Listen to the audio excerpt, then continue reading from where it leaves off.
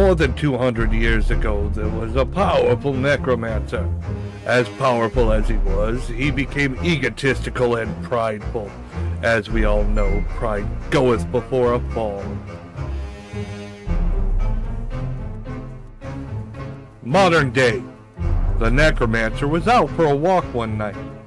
While crossing the road, a man bumped him with his shoulder, and he did not apologize. The necromancer would not let this stand. The necromancer turned, ready to curse the rude pedestrian. But he wasn't paying attention, so he didn't notice the truck barreling towards him. All that power, undone by a truck.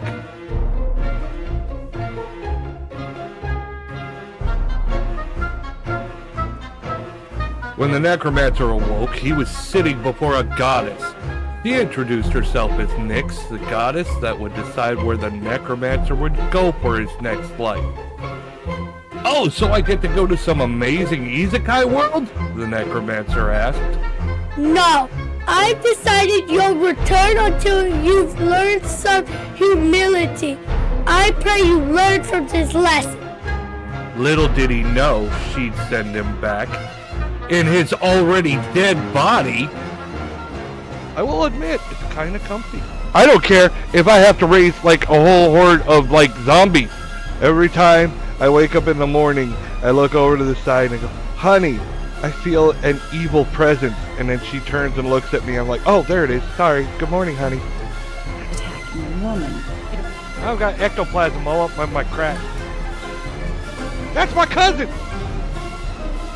Tay! It's alright. Hey. There we go. Everyone come to the BJ store. This will attract customers. The wind here. Something's off. Yeah, Let's go I in and farted. take a look. Meat, dog. We have meat. I can tell you and I are going to get along just like fire hoses. And I bet you can do some things with a fire hose, can't you?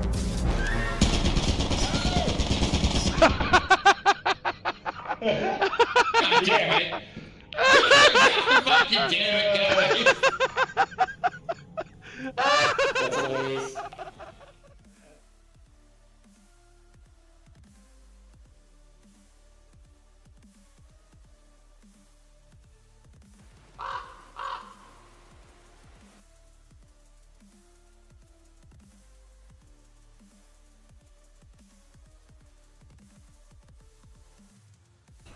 Hello, motherfucker.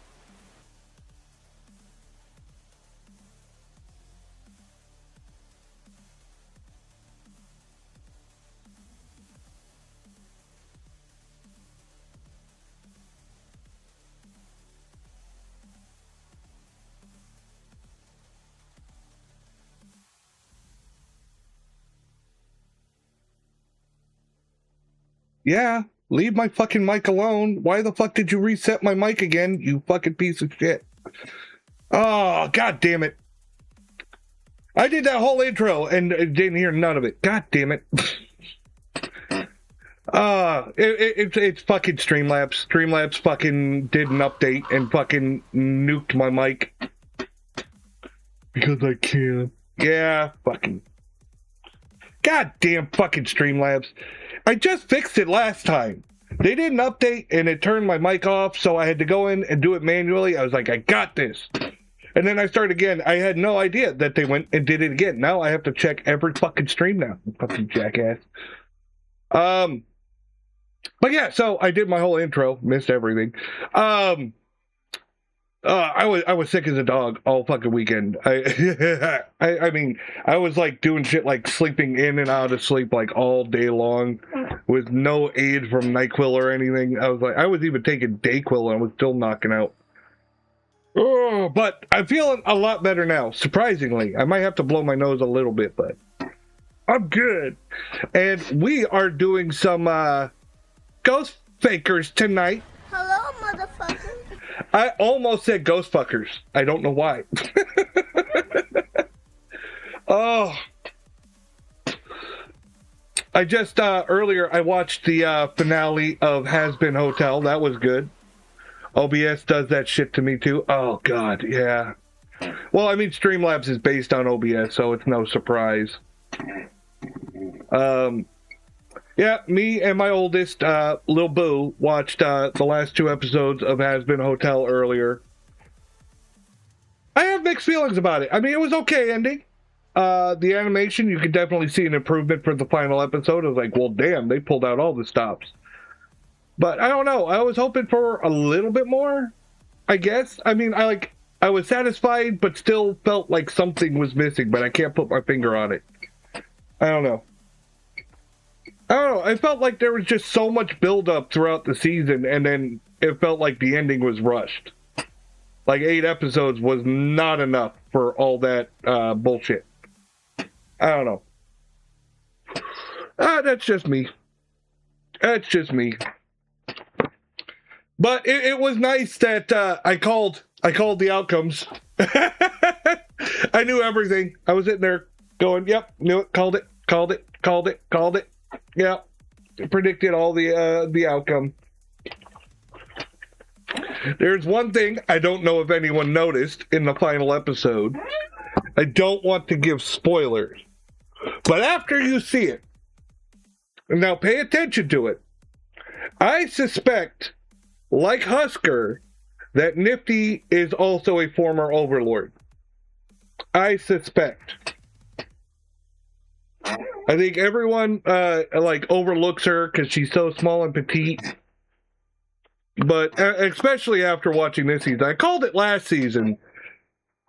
But now I'm more sure. Like my positivity rating went higher after watching the finale. So I'm not going to give any spoilers. I'll just let you watch. You'll see what I mean. But yeah. Now, we're going to do ghost fakers tonight. We're going to call out some fake ghost videos. It's been a while. I've taken a break. I've done a little bit of other stuff. But I think I got to come back to, where my heart truly lies. Calling out bullshit.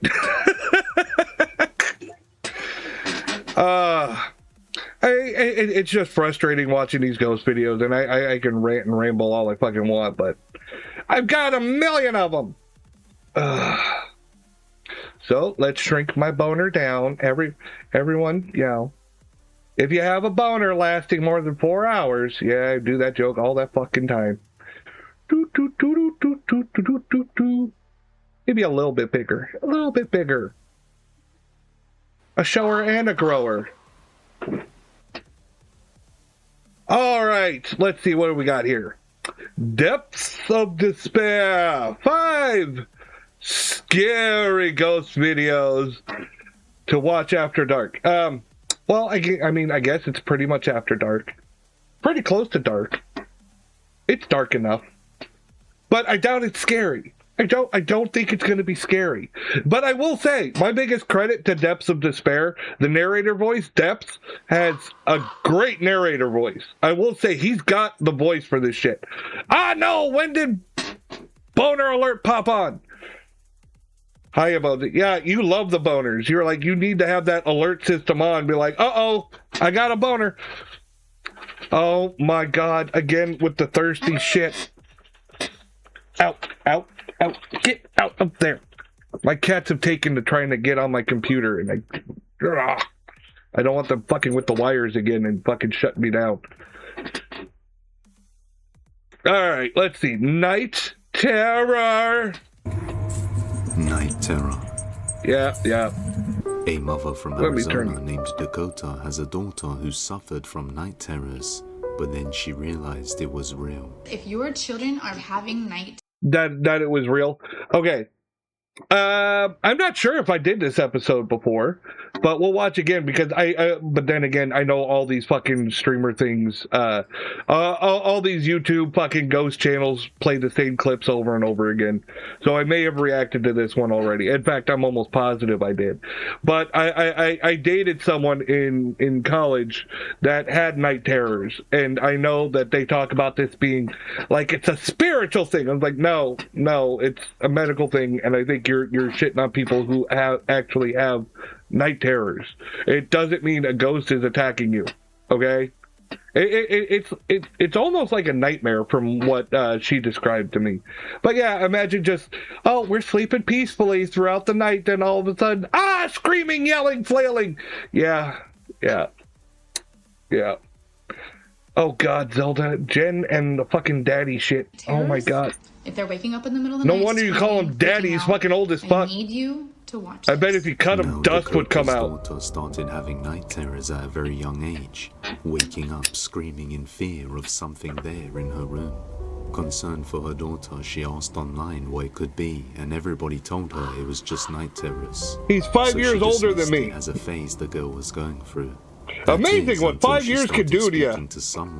But then again, maybe years of rough living. Dakota would start capturing unexplainable events in the Anyway, house. nightmares, I got a story time. Oh no, not story time. I already have a wife. I don't have to listen to story time. Older daddies are the best. It's just a common part of growth, or maybe it's because you and her dad are fighting. I just blew it off. Her toys would just go off by themselves. I blew it off and her toys would go off. There's a lot of offing. You know, having two daughters, toys do just go off. Believe it or not, they're rough with them motherfuckers. And glitches and shit like that happen. My daughter had a fucking toy motorcycle, like, that she sat on, you know, like one of those kiddie motorcycles. And the damn fucking thing would go off all the time at, like, random times. Really? Okay, that's cute. But in the middle of the stream, Boo? Boo made me a sticker. She got this coloring book with stickers, and she's got a skull with heart eyes popping out of its head. What? I need to figure out where I'm going to put this, though. I don't know where to put it, baby. Yeah, I can't put it on my mic stand. No, that's got to stay clear. Here, see if you can fit it. Let's see if we can fit it here. There we go. She fit it. Right on the bottom of my monitor. There we go. Now I can stare at it while I stream.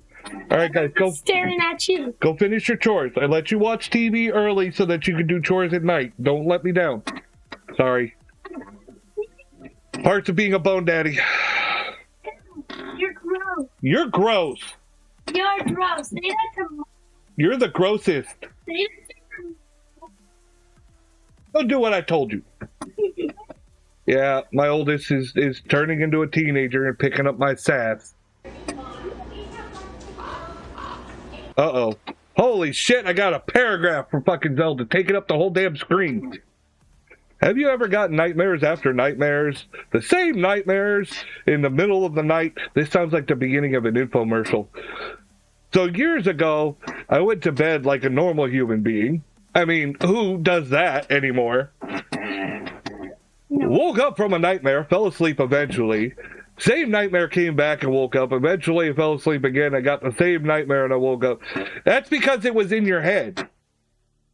I mean, if it happens multiple nights in a row, then it starts to be reoccurring.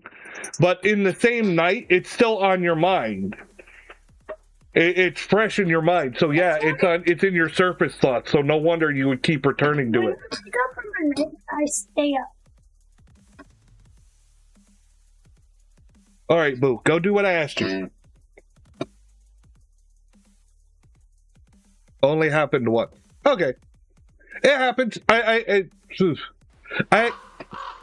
Yeah, I had a nightmare where a friend of mine cheated with my wife, and I knew it was fake, but I woke up just so angry. I was like shaking mad. And I told her and I told him about it. And I laughed and told them, I know it's not real. I'm fully aware, so I'm not mad at you, because he actually got scared. And I was like, no, I'm not mad at you. I'm just mad at the dream. I don't know why. I was just furious. When the sexy dream turns into a nightmare. Ugh. I mean, I've had those too, and when I got into animated, nightmare became fantasies for me, so I run in and become the boss. Oh my. Alright, let's get back to this. Her daughter's toy goes off on its own, but she doesn't pay much attention to it, thinking the toy may have just malfunctioned once or been designed that way. That is, until it kept happening with others. And I have like a post on Facebook and I'm like, hey guys, does anyone know like why this would happen? And a lot of people came up with these answers like, oh, it's the radio waves. And some people are saying it's designed, like those toys are designed to draw the attention of the kid. So I just let it go. I thought that maybe it was just Okay, this sounds like you were taking advice from a bunch of idiots. The radio waves are causing her nightmares! Oh my god. Now, the toys, they get damaged. They do. Even if they look good on the outside, there's electronics on the inside. You couple good bangs and them bitches will go off whenever. Oh my god. Yeah, again, my daughter had a motorcycle toy, and I'd hear that little engine fucking start up all the fucking time. And it just would, like, middle of the night, fucking 3 a.m, just all of a sudden, BAM! I just chose random 3. I know 3 is the witching hour. It has nothing to do with ghosts. I just chose a random time and night. God damn. Yeah, when I see kids' toys going off, and they love, that's a common trope. If you watch any of these videos on like TikTok and shit, yeah, they love to use the kids' toys going off as extra spooky because it's a kid's toy. Ooh! Just like using dolls or stuff like that. It just, okay, the kid's toy went off. Wonderful. You know that they do that. That don't mean that they're fucking haunted. designed to do that. Or maybe it was the radio waves. I just didn't pay much mind to it. But it didn't just happen once. It happened multiple times. I have multiple occasions on camera where this happened. One toy goes off. Man, like, she's gonna be shocked when she finally has a multiple orgasm. The next day. And I'm telling you, this toy was a toy that had like 17 different little soundtracks by Fisher Price. That'll be like, oh, blah, blah, blah, it's the color. Instead, what it did was...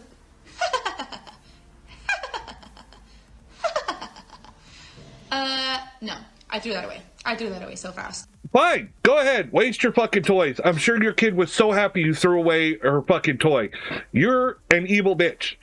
See, the random laugh, you probably have an audio track on there that has the laugh, and it's playing on repeat. Or it's got a glitch. It's called technical issues. Not everything is a fucking ghost. Oh my god. Yep, I threw that away. Like, thanks, Mom. Thanks. You know, you're overly paranoid, fucking mental issues, fucking threw away my toy. So, thanks. That's fucking awesome of you, Mom.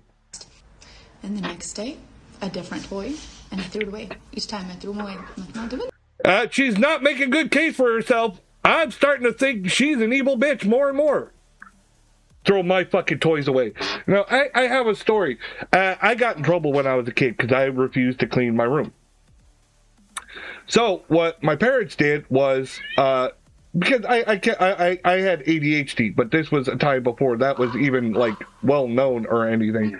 You know, I kept getting distracted by my toys and playing with my toys. So my parents took all my toys and put them in a garbage bag and said I couldn't get them back until I cleaned my room. Right? Well, my grandfather, because we shared the same house. It was a 2-story house. It was like a 2-family home. He saw the garbage bag and thought that my toys were garbage because they were in a garbage bag and threw them away. And I lost all my toys. And now that I'm an adult, I still collect toys. I love having toys. And maybe it's because as a kid, all my toys got thrown away. Now, that was an accident. This lady's doing it on purpose. On purpose! So carnival accidents that happened this year are from ghosts too, right? Apparently, Technical issues. It's got to be a ghost. Kids' toys can't possibly glitch or make sounds on their own. It must be a ghost. BJ is an adult now, so he collects adult toys. I'm kidding. No. Honestly, adult toys take up too much space. No, I mean, what's the point? What's the point? Goodness. I threw it away. A different toy went off. For 6 days, a different toy would go off. Excuse the pig pen? It's a kid's room. How is it? It's not a pig pen.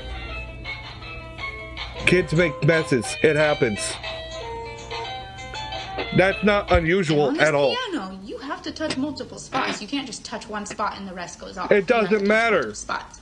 And this piano was like just going off. Yeah. After all the strange occurrences with the toys, I already explained it. I'm not going over it again. This lady's fucking thick. And not long after, one of them manages to capture something utterly terrifying. Utterly terrifying. Let's see it. Oh yeah, I think the jar comes off the shelf. Oh no, it's a bowl. A bowl falls off the shelf all on its own. But did you see it? What looks like a pale hand can be seen appearing from within the shelf that's against the wall and pushes the bowl off itself before disappearing. Hey, that don't look... It doesn't even look like a fucking hand. It doesn't look like a hand. They're called action figures, not toys. Damn right! Damn right! They're action figures, motherfucker! And Transformers were some of the best ones. Look, it's a car. Now it's a robot. Fuck yeah! I still have my Grimlock on the shelf. I have Coronation Starscream from Transformers the movie still in the box. Fuck yeah!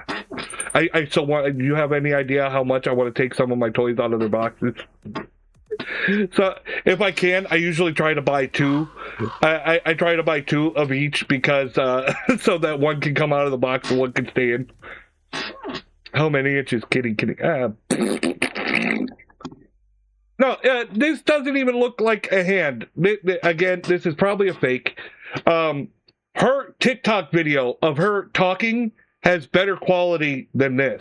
This is horrible quality, which means why would you lower the quality to record this if you obviously have the ability to record in higher definition?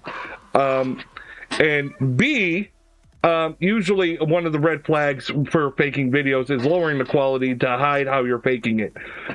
Again, simple string pull, stuff like that. If there is a so-called hand, you can do that shit by messing with the opacity in video editors and actually have a hand there or edit one in. You just have to fucking mess with the opacity, make it look transparent. This is such bullshit.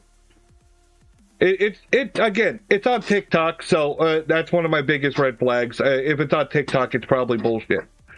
You don't see this video throwing the world at a storm. It's because we've seen a million of these fucking things. Like, come the fuck on.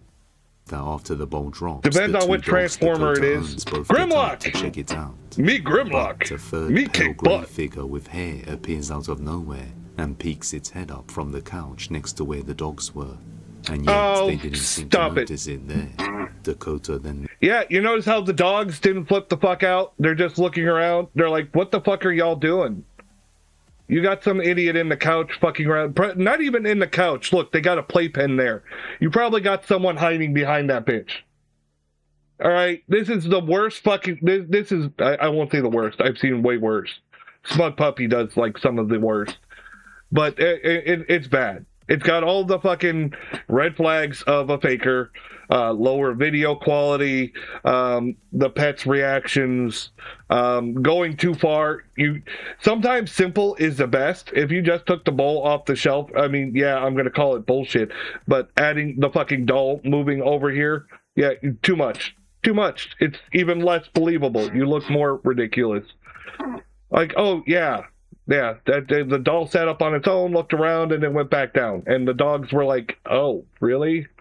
Yeah. Yeah. This is so stupid. Makes a small update on this video. And you look at this video, and it is a demon baby. A demon baby? As a baby. It's my toddler size. It has half of a face. I don't see a demon baby, but I hear a dumbass. My daughter looked a lot like that. So who is this baby sitting on my couch with hair when I clearly went out there and didn't see anybody? After With seeing hair? that, I got spooked because something's in my house. Something's trying to torment my kid. She's been Yeah, having night you. terrors, which do not blow off your kid. If they have night terrors, it is a spiritual attack. I think it's a spiritual attack. Go fuck yourself. Ended up having to have You're one of her an dogs put idiot. down after it became very aggressive and attacked her neighbor and growled with wailing eyes at her little daughter. After Sure. seeing this demonic figure that resembles her little daughter, she believes that her dog became vicious because it was growling at this entity that was attached to her daughter. You're and not full actually of the shit. daughter itself. And the dog must have been stressed seeing this figure nearly Yeah, every day in the it looks so You stressed. mentioned, like, am I sure that I didn't have another It animal? happened I right was next to the absolutely dog and sure. it didn't The do only two shit. animals that I had were the one sitting on the couch that you could see that kind of got up to investigate. This comment right here, Oh my god. it's scary that my dog didn't notice it. That was my first thoughts, because I thought that I don't know what kids and LII animals were both means. susceptible and sensitive to the spiritual realm. I guess not all the time. I mean, I guess same with the fact that spirits roam the earth 24/7. Just because kids don't see it 24/7 doesn't mean that they don't see them. Oh, sure. periodically. So I think that's what happened with my dogs. I think they, So if the ghosts are from time to roaming time would sense it 24/7, because, have you ever wondered how many have their balls unfortunately, I on actually your put my forehead dog right now? down. The gray one, I ended up having to put her down because she showed signs of aggression. She Ghost ended up balls attacking my everywhere. neighbor, and we tried to get her help. So We she's didn't have making enough up money stories to get rid of for a toys and trainer, pets. and we didn't have the You know what? resources. I don't even The final know if she decision was actually made threw when she away the looked at my toys. daughter I don't believe her. and was growling at her. She had like whale eyes. She was growling at my toddler, and I thought that she wanted my daughter's toy. So I stood between her and my child. I grabbed the toy from my baby, and I was just like, "Are you wanting this?" And she looked past me to like continue growling at my daughter. And after seeing this video, because I thought maybe she was just reactive and uncomfortable with my child, but I don't think that it was my child. After seeing this video, I I'm think you're convinced making this that shit up. It was this entity that was attached or See, following the my problem daughter is, around, once you get that it caught was faking making once, that it was growling then at I and don't wanting to believe attack anything you or have to just say being afterwards. terrified of. Your credibility Dakota is is thoroughly destroyed. convinced that her dog's You're so aggression full was of due fucking to shit. the entity attached to her daughter, along with her night terrors. And unfortunately, because of this, her dog was put down. But in the end, the question still remains: just who or If what you is had your this? dog put down for this shit because of a supposed ghost, then you are a piece of shit. That's my opinion. Now, if the dog actually did attack, I mean, I don't know. I wasn't there. Again, we have to take her word for it, and her word means dick to me. I'm so fucking done with this shit. This story just made me fucking mad. It's made of bullshit. Until further updates. And look, almost 7 minutes in out of a 19-minute video. This is taking up almost half the fucking video time. Over a third? Just this one fucking story with this fucking lady and her bullshit. I fucking knew it. This one remains a mystery. The 1887 house. Okay. A man named Noah moved into a 138-year-old house in 2021. Okay, and? That was built in 1887. We got after that moving already. in, Noah began to experience paranormal events inside the house. Making up He stories to started get rid of seeing pets and shadows moving toys. around. I mean, I don't know if she actually threw the toys away. She could have just made that part up too. I don't know. Who knows? I mean, that kid had a ton of toys. Maybe, like I said, the toy was broken and glitching, and she threw it away because it was broken and glitching and made the ghost story up. Like I said, we had a motorcycle, but my daughter loved that motorcycle so fucking much, we didn't have the heart to throw it away. We just let the annoying fucking engine sounds go off all the time because she loved it. This woman is like, oh, the toy must be broken. Let's throw it away. Who cares if my daughter's going to be upset? But then again, that kid had a ton of toys. Did you see that fucking hot mess? Holy shit. That kid had everything. Around and would come home to find locked doors now opened. After researching the property, he discovered that the home originally belonged to Judson Hood, who used to be the mayor of Lancaster in South Carolina. And even creepier, all 4 of his family members had passed away inside this house. The mayor's wife, Mary Pogue Hood, died in October of 1917. Surprisingly, that happens in old homes. Stairs, where strange phenomena now usually occurs. Well, show me proof. Night, Noah is woken up to strange sounds. So far, I've only seen bad acting. Ghosts knocking on the walls at 1 a.m.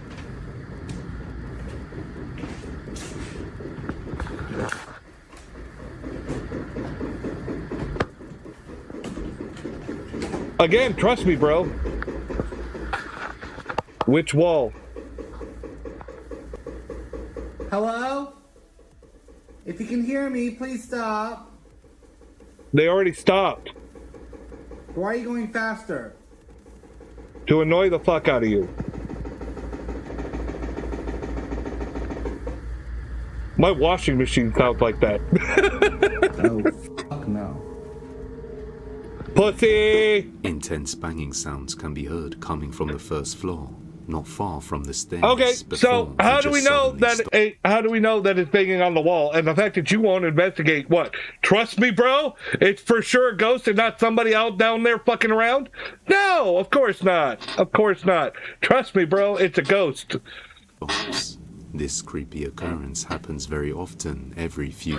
There's legit ghost hunters that spend years investigating and looking hours and hours for this kind of fucking shit. And you're telling me they can't find it, but you just got it, and it's just perfect for TikTok. It's just perfect for TikTok. Few nights. Oh, shit!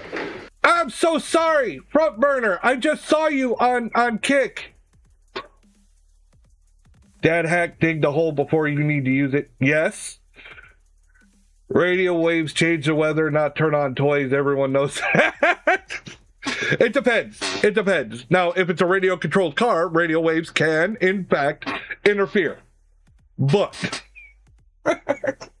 I'm sorry, I didn't get an alert. I don't know why I didn't get an alert for Kick. Normally, I get an audio alert when I get a chat on Kick. I'm sorry, I wasn't ignoring you.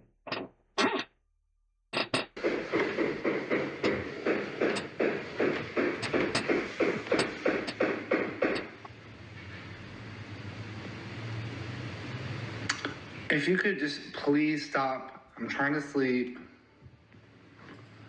How about you go down there and tell him to stop? Noah gradually became more fed up with the sudden banging later at night. On another night, he heard the sounds again, but this time he went down the stairs to the first floor, and something creepy happened. Okay, this reminds me of another thing to look for in these fucking videos. Like when the lights go off and they're looking at the switch.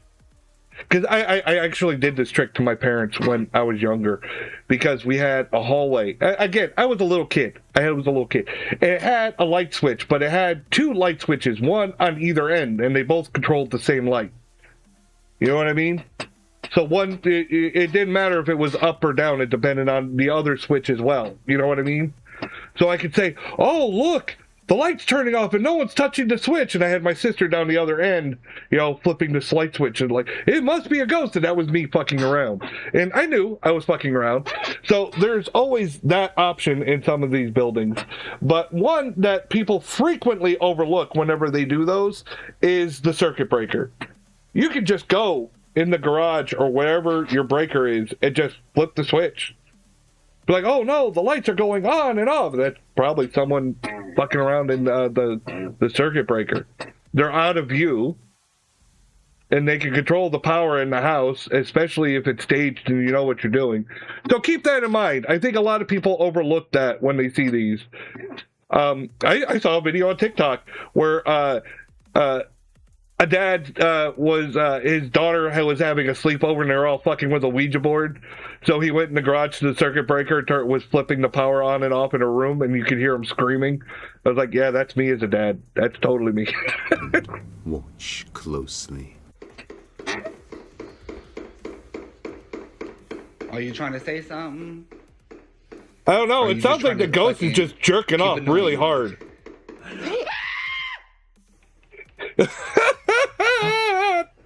That scream was what made it. A bullshit? Not goosebumps. A bullshit? A disembodied voice can be heard saying what sounds kind of like hello right next to Noah. Now these strange events continued for a long time, and roughly... Yeah, sure. He probably milked it for as long as he could on fucking TikTok. Yeah, he heard a voice. You can add that shit in post, all right? But I have a feeling... my view on when you're faking ghost shit is... ghost fakers want to make money. That's the reason they're faking. Otherwise, what point is there? Just to fuck with people? No, they want to make money. And to make money, you don't really want to spend money and do a lot of work. Usually the quickest and easiest. So most likely, since he looked immediately to the left, was to the right, was someone just over his fucking shoulder fucking doing the voice. That's my suspicion. Usually when they avoid looking a certain direction, it's because... it's because that's where the accomplice is. You'll notice that, like if you hear knocking on a door and they go running out the door and they look one way but they don't look the other, or they give too much time before they look the other way. It's either to obfuscate their accomplice or give them time to escape and relocate. It's so dumb. 3 years later, a fire broke out in the house for unknown reasons. Unknown? A rug inside somehow caught on fire. The rug. The event itself was reported in the news at the time. Luckily, someone passing by noticed it and it was extinguished fairly quickly, without too much damage. I heard somebody bang. Now, to be fair, a classic old house like that, I'm willing to bet that would go for a lot of money insurance-wise. Now, I'm not saying that that's what happened. I'm just suggesting it's a possibility. I mean, I don't know this person. Plus, I mean, it's an old house. I don't know about the rug. Like, what? I would assume an old house like that would have a fireplace. So, what, did a coal fall out of the fireplace and hit the rug and cause the fire? Or was it an electrical issue? Where was the rug? Is it like an area rug? Or is it up against the wall? You know, you're not talking... The fire marshal isn't going to just drop it. They're going to investigate the cause of the fire to prevent another fire. So why aren't you telling me the cause of the fire? You're just going to say, oh, I don't know. I don't think that the fire marshal is going to say, oh, yeah, that's just fine. I'm like, what the fuck? I did too. I literally went inside. I said, Noah. Oh, a jump scare warning? Given the fact that the fire department investigated thoroughly and were unable to discern the cause of the fire and all the other strange things in the house, Noah began to fear deeply that something was wrong. He believed that the spirit of Mary was haunting the house and was responsible for the fire in an attempt to end his life. Realizing the severity of the situation, Noah decided it's time to move out before it's too late. And it was a very wise decision because very shortly after its new owners moved in, this happened.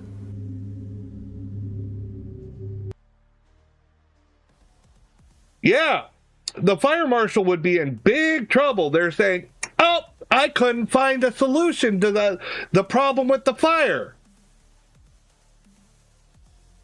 Now, here's a hypothetical. Just a hypothetical. All right. What if possibly they tried to burn it down to collect the insurance money? That did not work. If the fire marshal or the fire department said anything to them that, hey, this is awful suspicious or anything that would tip them, make them scared, they'd probably want to get the fuck out, right? Or, you know, maybe they couldn't afford a house. Usually older houses like that, like nice houses, I would assume they'd be pretty expensive, right? So maybe they couldn't afford it. They tried the insurance scam. Again, maybe it's possibilities, just a hypothetical. Couldn't do it and got out. But they said this was just before the new people moved in. Maybe if the paper hadn't been signed or whatever, they tried again to burn down the whole house to collect the insurance. All their stuff was out because they moved out, right? Just a thought. Just a thought. Again, it's a hypothetical.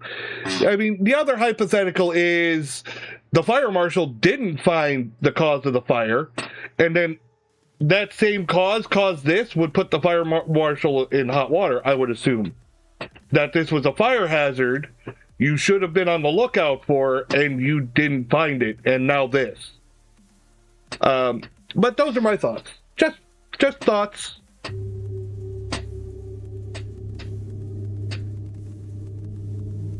A fire broke out again. It's really a shame. Massive. It's really a shame. The flames spread and burned the whole house. That was a nice down, house, leaving nothing but damaged framework behind.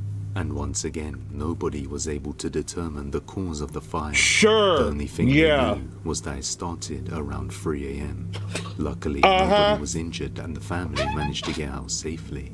So did the Hood family haunt the place after all of them losing their lives in the house?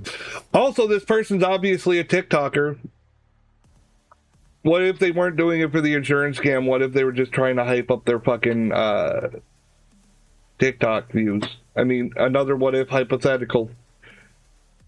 I don't know. I think it sounds fishy as fuck to me.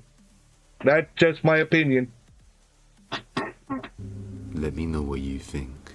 I did know let you know what I think. Treasure hunt? Oh dear God. Of 2025, a woman named Carla was out treasure hunting near a cemetery and detected gold buried somewhere nearby. After a while of digging up the ground. Wait. Digging up gold near a cemetery. We don't have red flags here? Risk of digging up graves? People are buried with jewelry and shit. Wedding rings, stuff like that. I would feel very uncomfortable treasure hunting around a graveyard. I mean, just my thoughts. She managed to find 2 bars of gold and an unusual old box. Wondering if there might be more gold inside, She found 2 bars of gold and an old box. Okay, we gotta see what's inside the old box. We gotta see what's inside of her box. 2 bars of gold, treasure hunting or grave robbing. Yeah, that's what I'm thinking, right? This is sus as fuck. She opens the box and discovers a black dress, some more gold, and some other strange items. However, on the very next night, something visits her house.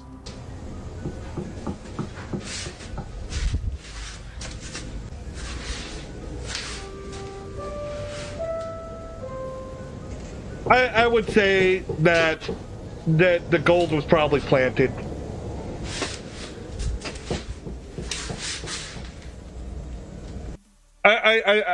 My thought is that the gold was planted, the dress, the box, all of it was planted.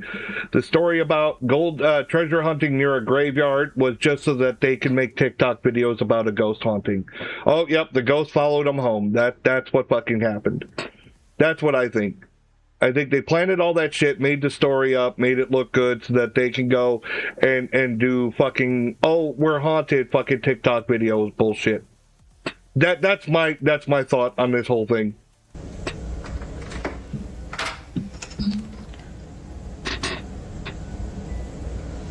It's a story as old as time. Not always treasure hunting, but they always have some fucking story. We were fucking around in a graveyard and a ghost followed us home. And now we've got a bunch of videos to put on TikTok. Bullshit.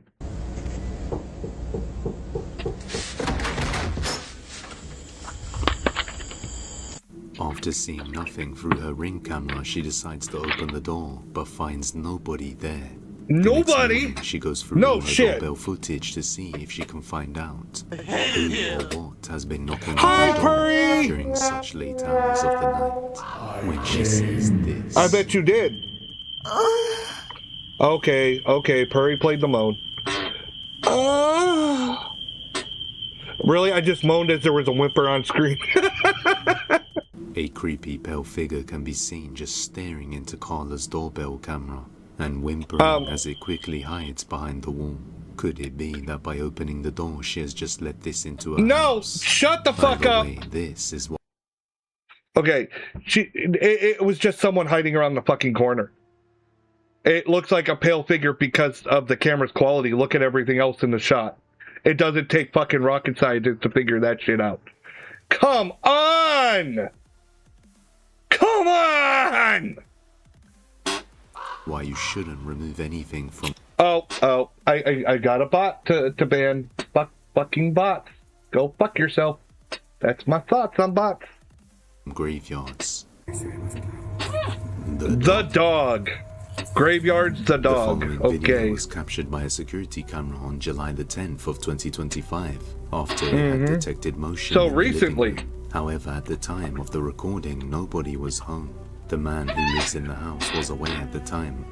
Yeah, they always say shit like that, okay? Here's my problem. This shows a couple of my red flags with these kind of cameras. Hey, if this was a security camera, it would be mounted higher on the wall. It is not mounted higher on the wall. Cheap view at random as sight. Yes. I fucking hate those fucking bots. No, if this was a security camera, it would be mounted higher on the wall. A, it gives a better vantage point, and B, it's to avoid tampering by, say, someone breaking in. The whole point of a security camera. So this is mounted much lower, as if they knew exactly what they wanted to film and where.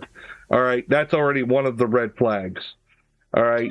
2, when they're like, oh, yeah, trust me, bro, no one was home, that always makes me feel like thou dost protest too much. All right, this feels all set up, like so many before. You'll see. Unfortunately, I watch all these videos, so you don't have to. I've seen so much of this shit. You'll see the same tropes over and over and over again. However, his dog happened to be in the room, which caused him to ignore the recordings, thinking it was just his dog in the house. That is, until later when he arrived back home and noticed his dog had been behaving strangely ever since. Nothing seemed weird to me. The footage, and what he saw was undoubtedly chilling. Watch closely. Undoubtedly. I doubt.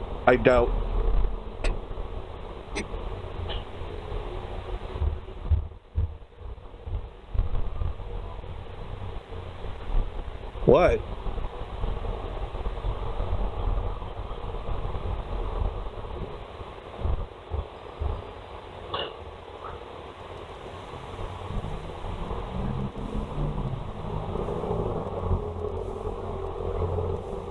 Okay.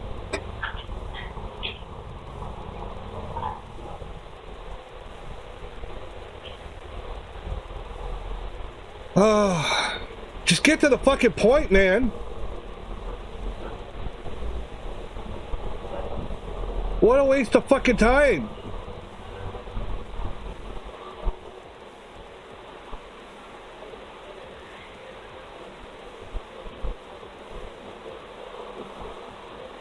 Are you talking about the dog's reflection in the TV? He's reacting to somebody. It's not a ghost. Look, the way the dog is, you catch him on there. But notice where the TV doesn't catch, where he's off screen reacting to. The reflection doesn't catch the person he's reacting to, and they're going to say, oh, it's a ghost. There's no one there. Yeah, bullshit. Someone's fucking there. That's where the dog keeps going over to. In all this video, the dog keeps going over there. There's someone fucking there. The dog's reacting to a fucking person.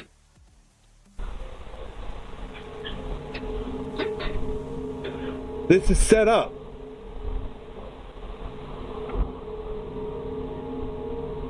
The man believes something paranormal was messing with his dog. Somebody threw something at the dog. You can see it. Somebody threw something at the fucking dog.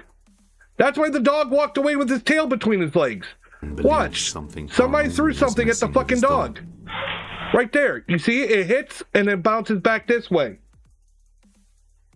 He threw something at the fucking dog. He's a fucking piece of shit. Fuck you. Fuck you. You taunted the dog, got his attention, got him looking at a fucking toy, then you threw it at him, and he was like, ow, you fucking hurt me, and he walks away with his tail between his legs. That's not a fucking ghost. That's a piece of shit asshole. His dog seems to be doing a little better now, but it's still a little shaken up by what Yeah, happened. he's like, don't fucking hit me again. The dog seems fixated on something, as if someone was there. But we can't see There was anything. someone there. The dog's owner is convinced something paranormal was in the house. Yeah, sure. And was responsible for pulling off the dog's collar. It is also possible the dog shook the collar off on its own. I can't help myself. I can't help myself. I can't help myself. At least it wasn't a shock collar.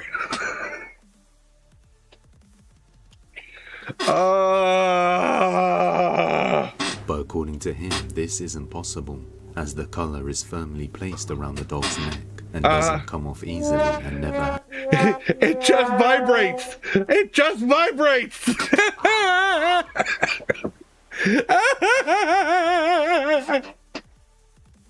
It's not a shock collar. It just vibrates. Here, look at the collar. I'm not hiding anything. Dude, we can see the TV reflection. You're using the whole reflection thing. Obviously, someone was standing off screen interacting with the dog, and you can see somebody threw something at the fucking dog in the reflection. Stop it. As before, unless someone literally removes it. So just what did the camera capture here? Let me know your thoughts down below. Him throwing something at the fucking dog.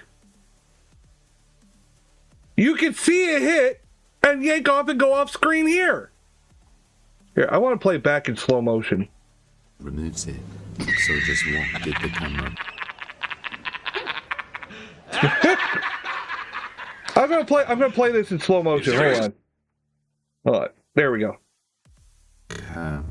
Watch. What hits him? Let me. It looks like it's right around his neck, right there, and you see it fly off. Maybe they had a string around his collar and pulled his collar off his head. Maybe that's what happened. It's hard to tell, though. It's so... Let me know you. Right there. See how he's pulling away and you see the thing, whatever hit him or pulled off of him? And that's when the dog gets scared and walks away with his tail between his legs. You can see something come off the dog. The dog gets hit. It looks like the dog gets hit with something. It's enough to scare the dog. And whatever got him is pulled off screen. There's someone there. There's someone there fucking with the dog. And it was enough to scare the fucking dog. The dog was all happy and excited. You see them interacting with the person and then they walk off scared. Yeah, no, that's a human. Well, a piece of shit human, but a human. If you have any okay, we can go back to normal speed. Recommendation. Send them over to depthsofdespairbusiness@gmail.com or tag us on TikTok at depthsofdespairyt. In my house. Late one night, a woman named Karina received a sudden motion detection alert from her camera set up in the living room. Seeing as she was living alone, she thought the worst may have happened and somebody had broken into her house. Of course. So she quickly checks the footage and sees this. Okay, see, now this looks like a security camera. It's properly mounted near the ceiling. It's got a wide vantage point. This is what you look for in a security camera. This weekend, it's the middle of the night. It's in her living room. However, I will say, if you're not using night vision on it, this is horrible quality. This is horrible quality. So there's a shadow in the corner, and it just kind of glides off. But that's not the craziest part. Okay. Her TV that was is nothing. auto set to turn off, so nothing paranormal there. This is what's weird.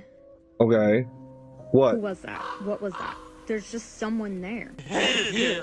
There's nobody in this house that looks like that.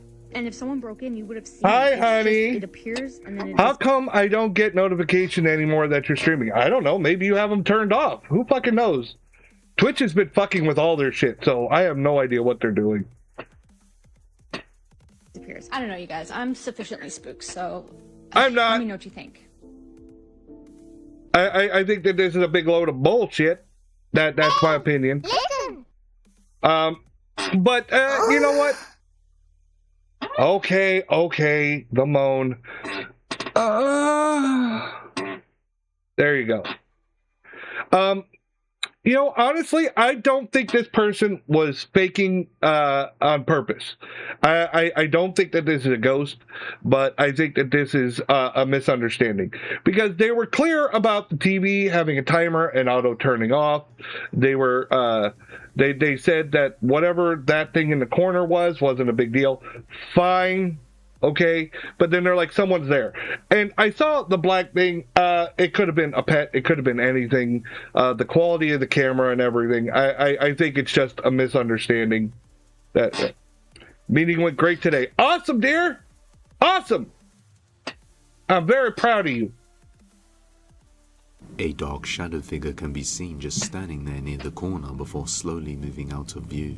Then another faint ghostly figure can be seen just after the TV turns off.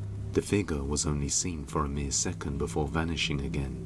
Karina's friend Lucy uploaded the video trying to get some answers on just who or what is this. No, I think someone probably passed through the living room, maybe quickly, and with the frame rate of the screen, and probably a bad codec on the camera. It's probably that. You can look up bad codecs on like doorbell cams and stuff like that. It'll make it look like people disappear and stuff like that. I already called out that this was a bad quality camera right in the beginning of the video, and that's most likely what this was. Just a mistaken. In another video, a woman named Dallas Clark, who lives somewhere in Wichita, Kansas, has Ring cameras set up in different rooms of her house. And on one day, the camera captures her son having a conversation with seemingly no one. The kid with a foul mouth talking to the ghost. I believe that this is fake.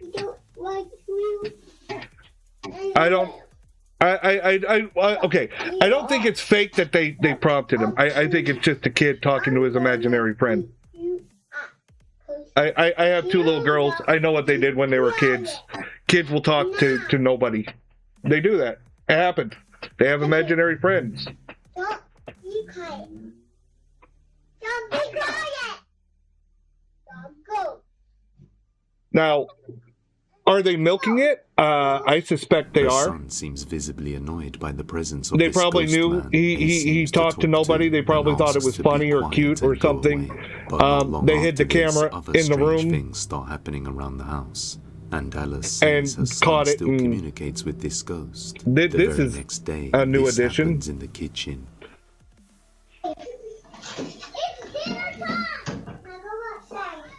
The lady said she don't want peas.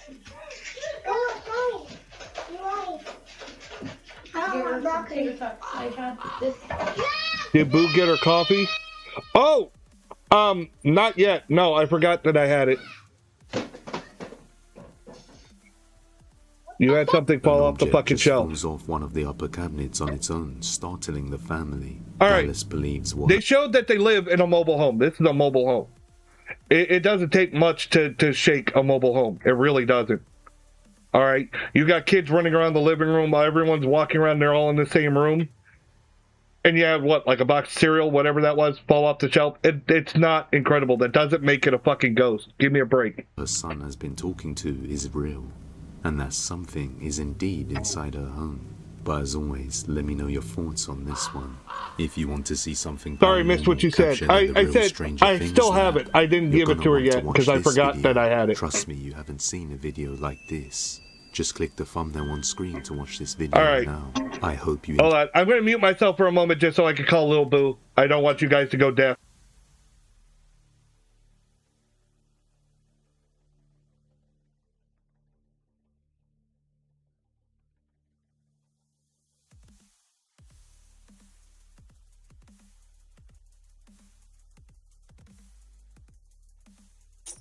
All right. Nice going. What do you mean nice go? Oh, stop it.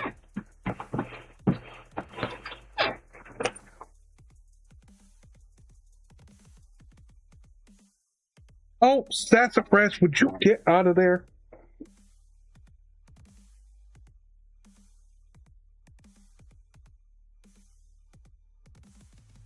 Mommy says hi, boo.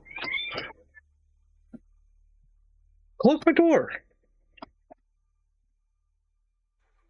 Mommy got that for you. I forgot. You have hands. Damn it. Hands. I did put it.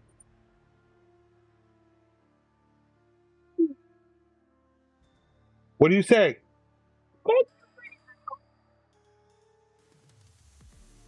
You don't want it? I'll drink it. All right, let's get on to the next one. How you doing? I'm Yes, my oldest daughter does drink coffee. She absolutely loves it. We have found that caffeine actually helps her with her ADHD. She tends to focus more if we let her have caffeine. So, you know, it's not that bad. I don't mind that she likes coffee. It's all right. Gotta go. Talk to you later. Oh, bye, Rosa. I drank coffee as a kid. Yeah, okay. I drank tea. I used to like hot tea with like cream and sugar. Callan, and this is Slapped Ham. You're about to see some of this. All right, what's the name of this one? Because he's got some ridiculous names. Slapped Ham, you'll keep replaying this creepy footage. I doubt it. I really hope I don't have to replay this shit. What? What are you guys being loud about now? I got crackhead cats. The scariest videos this week. So hit that subscribe button and get ready for more creepy content. Do we have to? Like this. Make the pain stop!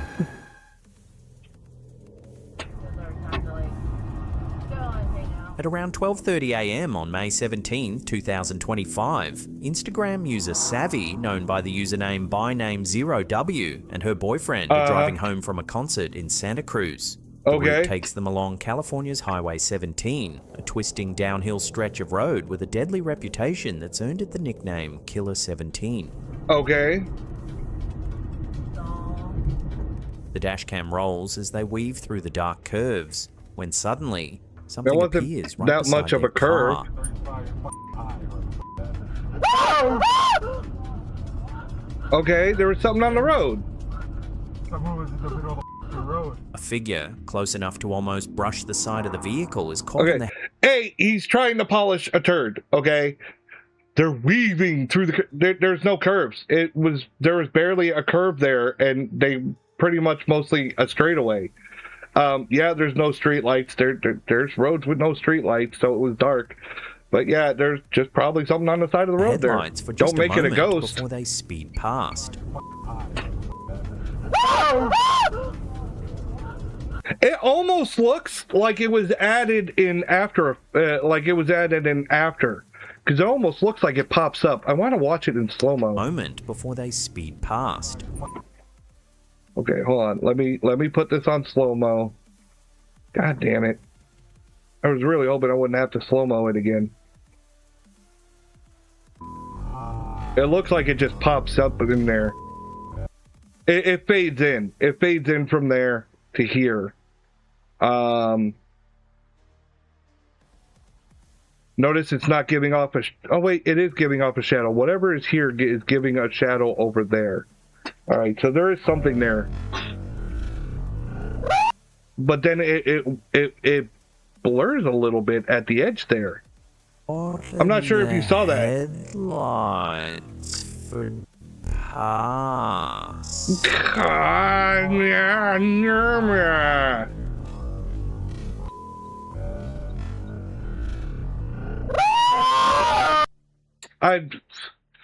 Okay, don't get me wrong. I'd be scared if something was near my car.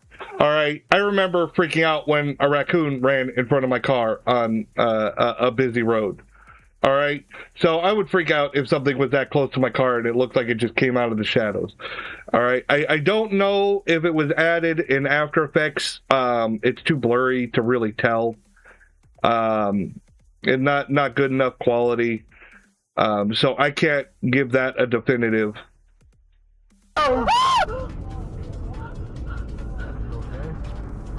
But here's the strange part. Moments What? later, the What's the rear-facing straight dash part? cam shows nothing in the road. No movement, no person, Well, yeah, nothing. it probably Exactly ran. where the figure I almost got hit by a car. I should get out of the fucking road. should be.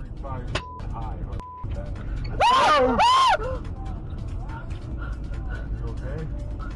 Someone was in the middle of the road. Savvy says the encounter shook her to her core. She keeps replaying the footage, trying to work out why anyone would be standing on this stretch of road in the... You know what? Now that I'm looking at it, that's a full-grown adult. They said a girl. It's not an adult. They're just wearing a black shirt, so I couldn't see that part. Yeah, that's a full-grown adult standing there. They were probably in the middle of crossing the road. So, and it's fucking pitch black. They're wearing a black shirt. They probably just didn't get picked up on the camera as they continued walking after almost getting hit. middle of the night, or how they could vanish without a trace. Given the That road's doesn't long mean- history oh of my fatal God. crashes, some believe the couple may have captured one of its restless spirits on camera. Doubt Others it. think it's just a case of bad timing and an optical illusion. No, it looks like there was a person. I just don't think that it was a ghost. Whatever it was, it's another eerie mystery added to the legend of Killer 17.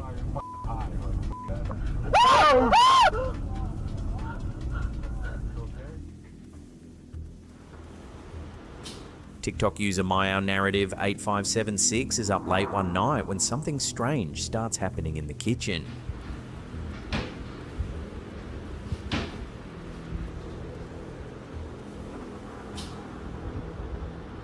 Same old shit they do on so many ghost videos. The drawer and cupboard door begin to open and close, seemingly all on their own.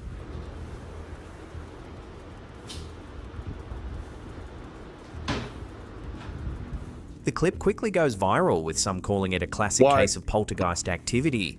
Others are classic convinced case of there's a simple faking. explanation, maybe a child hiding inside and pushing the doors. Yeah. In a follow-up video, the uploader walks viewers through the setup. Sure. So, I'm gonna show you the cabinet and Yeah. the door and After where the the fan fact. was.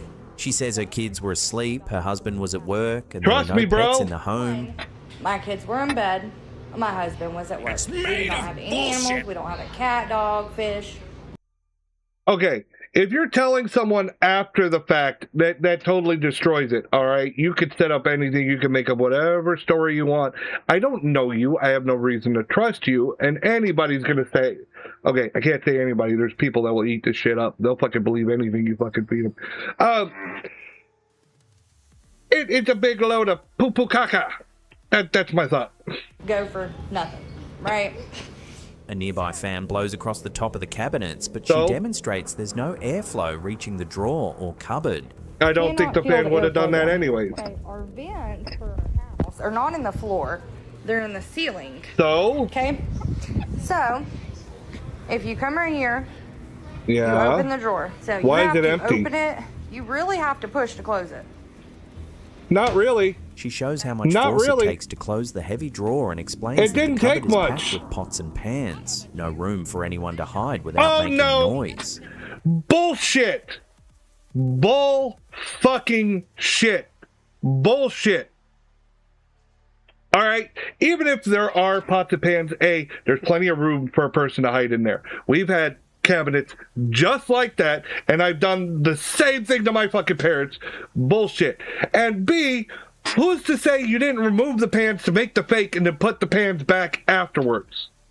There's not a lot there. There's not a lot. It wouldn't take much. Oh God, it's so much work to move a few pans. This is, oh my God. This does not prove you the way you think it does. It doesn't. It actually shows me there's plenty of room for a person to hide in there. So thank you for verifying my thought that, yeah, there's totally enough room for a person to be in there. Even when she tries to replicate the movement, the doors won't close on their own unless positioned at a very specific angle. Oh, really? So this door, we've got it open. Let's see. From there, it will shut on its own. No So shit. It was doing this. Now this is a pretty heavy door. You have to really. No, it's not. Despite the demonstration, I just saw it. You just showed me. They're not that heavy. If you've got a person in there, they're just fucking with the door and drawer. You just proved how you did it.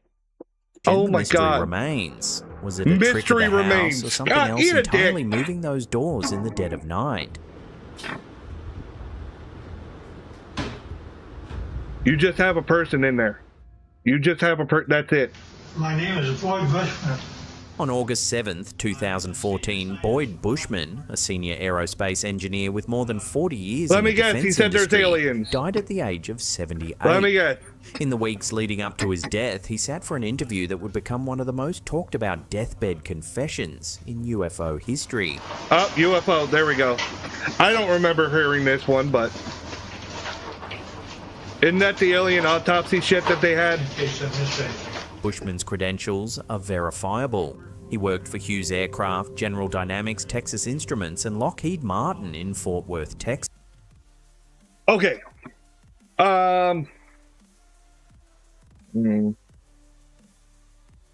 won't say where, but my father, he's retired now, used to work for Lockheed Martin. So that's not that big a deal. Even my mother worked at Lockheed Martin. Again, not that big a deal. This guy is 78. I don't know anything. Can you tell me more about his medical history? Does he have any history of dementia? These are things you need to know when you're talking about fucking, a big alien reveal. Because whatever that poster board, that fucking science fair display he just held up, I have a hard time believing that. Nyla the Fur Boy, hi! Welcome back. I'm calling out ghost shenanigans. And apparently Over his career, aliens he too. held 26 patents, some still classified, covering missile systems, laser-guided bombs, imaging technologies, and advanced magnetic devices. Okay, he good claimed for to him. have maintained a top-secret clearance. In an Good for interview him. uploaded to YouTube in October 2014, Bushman calmly outlined a series of extraordinary claims about UFOs, extraterrestrials, and covert projects at Area 51's Aliens, yes, S4 indeed, complex. That looks like right out of that alien autopsy fucking video that was all over the fucking internet. Doesn't it? That picture looks like it's right from that fucking shit. One or two of them around that were 230 years old. He said he had been directly involved in reverse engineering alien technology saw an alien for the yesterday. US military. I almost said it. I'm not going to say it. I almost said something really bad. God, my mouth is going to get me in trouble.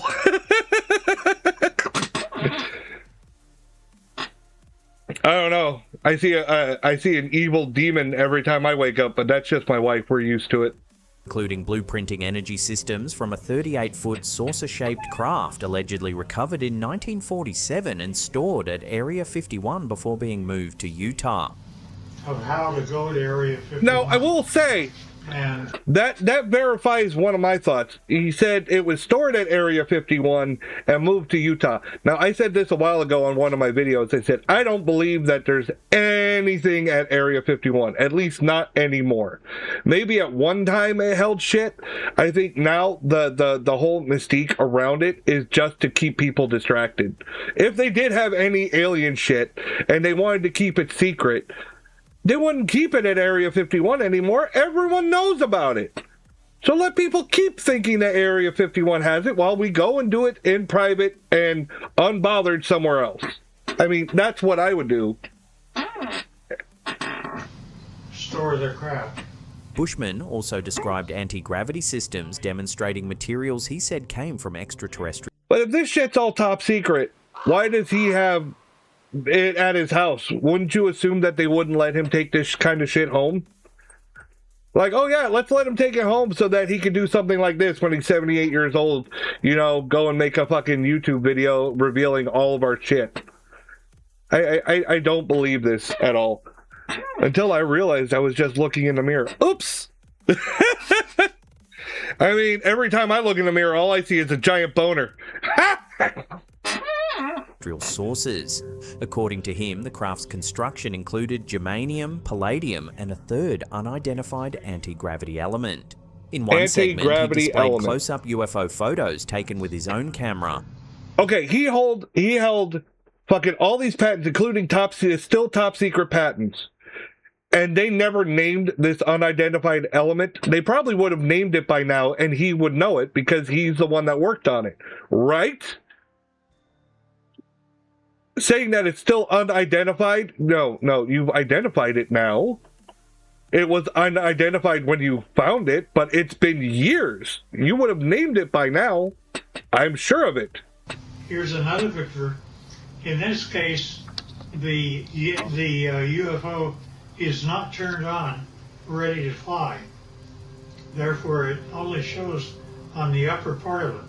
And generally, it's white on the underside when power is applied. Claiming the objects contain 3 elements. Okay, so if the UFO was stationary and not powered on, why did you take such a crappy, crooked picture? Who took those pictures? They suck. An unnamed third, and used anti-gravity to land vertically through concealed mountain shafts at Area 51. The UFO is contained. One is telluride, the other is germanium, the other is palladium. I did not say a metal once. And not only that, but the things pick up and fly using anti-gravity. And not only that, they can go to a vertical hole in a mountain over 51 and go down a shaft. They don't have wheels. They don't have anything like that. He alleged that these materials could alter weight when placed under again, a quartz crystal I feel on a like scale, this is all made and up that bullshit. a single piece produced a steady 249 volts on a voltmeter. One sample, he claimed, powered heavy lab equipment for 6 months. And why wasn't this ever brought up on the Y-Files? I've watched every episode, and I've seen their alien shit, and they never talked about this fucking reveal. Wouldn't this be fucking earth-shaking? Operate for 6 months with heavy equipment. Bushman's alien descriptions were equally specific. He said at least 18 beings lived and worked at Area 51, standing between 4.5 and 5 feet tall. Even less frog-like believe joined thumbs, that 5 even webbed less now. toes, 3 backbones with cartilage, and a central crease in the skull. They communicated telepathically, making you hear their responses in your own voice. Some, he claimed, were over 230 years old and came from a planet called Quintonia or Quintumnia, 68 light years away, a trip of just 45 minutes. Their home planet is Quintonia, which is 68 light years from us. They, to my surprise, when I asked them how fast they take to get again, I don't know about his credibility because 68,000 years to make I don't know if he's suffering from any kind of dementia. They're saying it's a deathbed confession. He showed photos he said came from these beings, including images of our solar system. If they came from that planet, then NASA would have already discovered it. He also recounted a 1947 incident in which a Navy test pilot claimed permission to shoot down a UFO over New Mexico. Do I have authority to shoot it down? The commander said. I've heard stuff of that. They've talked about that so many times on these alien things. Fighter pilots requesting permission to engage with unidentified. But that's like a dime a dozen. On the one side of the fence. I'm sure it's even worse now with the advent of fucking drones everywhere. The pilot allegedly landed near the crash site, entered the craft, saw through its walls, and found 3 dead beings inside before leaving ahead of recovery teams. Bushman said Area 51 contacts later confirmed the story as true. The door was open. Okay. He looked at the 3 that were there, and they were dead. He knew they were. Bushman linked these claims to other alleged evidence, such as the Tucson UFO photograph discovery. A photographer taking Valentine's Day sunset shots over the Santa Catalina Mountains reportedly noticed strange lights in the sky. A second image taken seconds later showed them in a different formation, a change the photographer could not explain and that hadn't appeared in any other frames.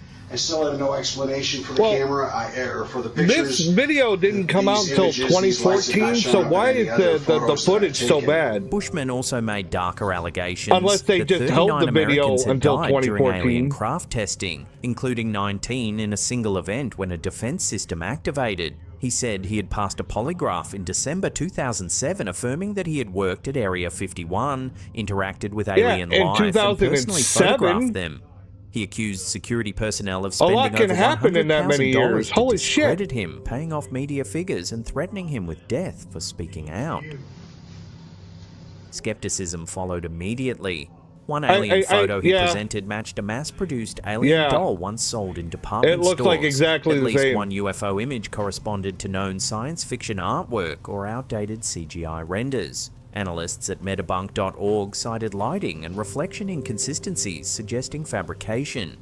Some critics speculated that Bushman, known to entertain fringe beliefs, may have been hoaxed by colleagues or UFO promoters, or that age-related cognitive decline influenced his testimony. Yeah, age-related cognitive dementia. That's what I said. Without knowing his medical history, we don't know if he's mentally sound to be reporting on this, A.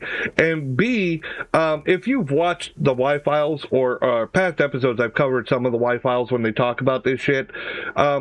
There's known, they have a whole agency for fucking hiding alien shit or making people believe what they want you to believe. It's fucking crazy. They'll lean into shit just to make people feel like they're crazy or something.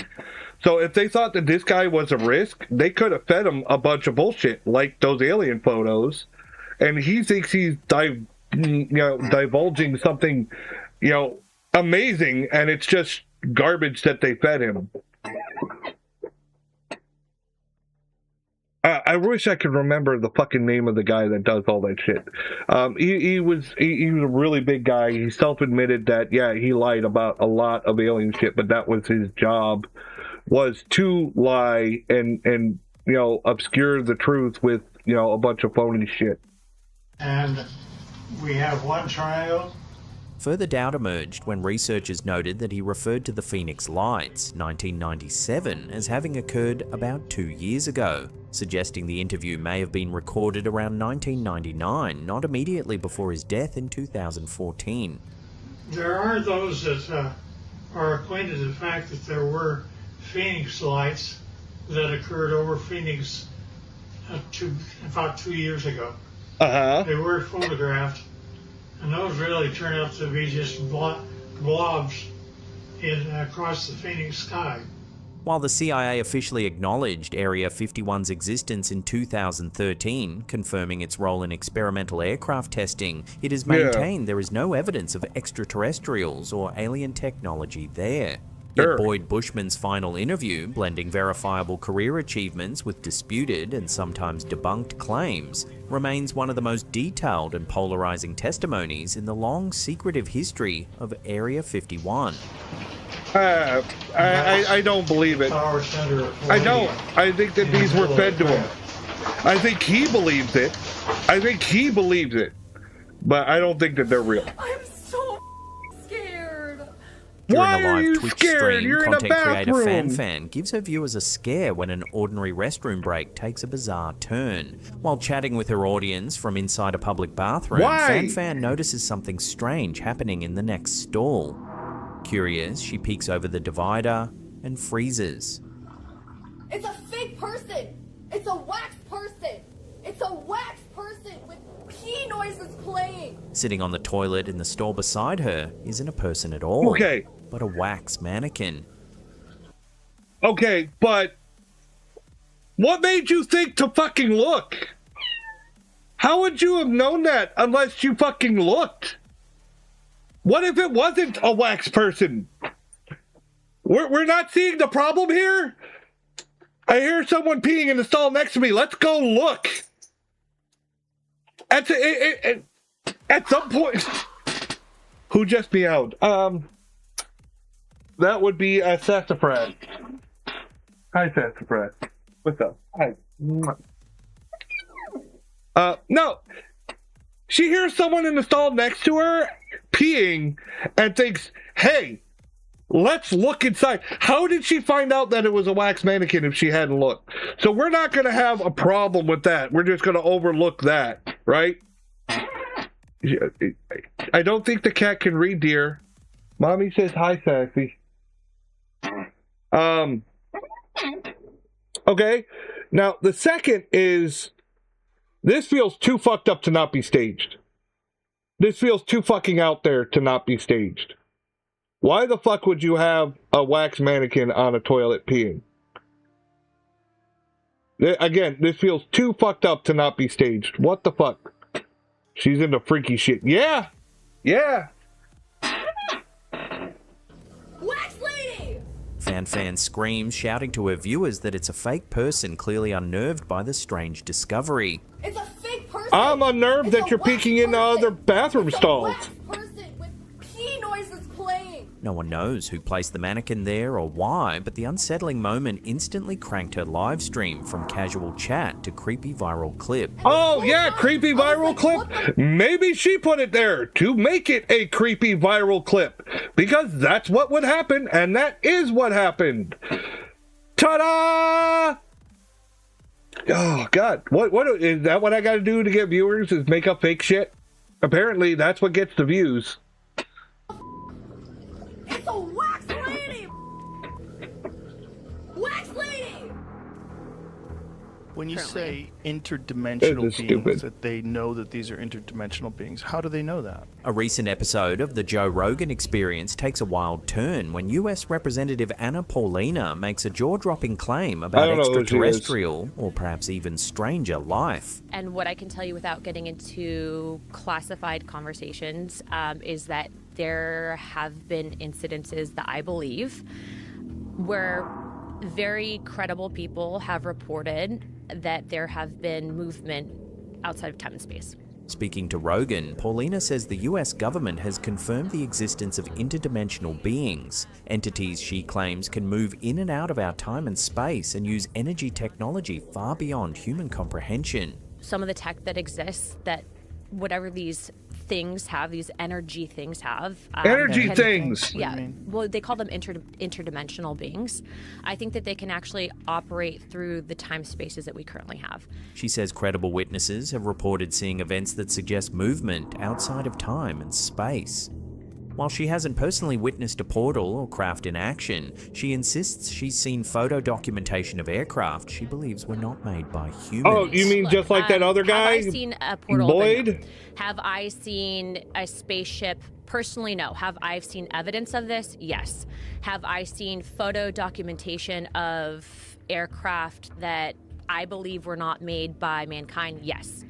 According to Paulina, some of these encounters are recorded in historical texts that predate the time of Jesus Christ. She believes portions of the Bible that might shed light on these events were removed, and that parts of the technology have since been reverse engineered by contractors working with the government.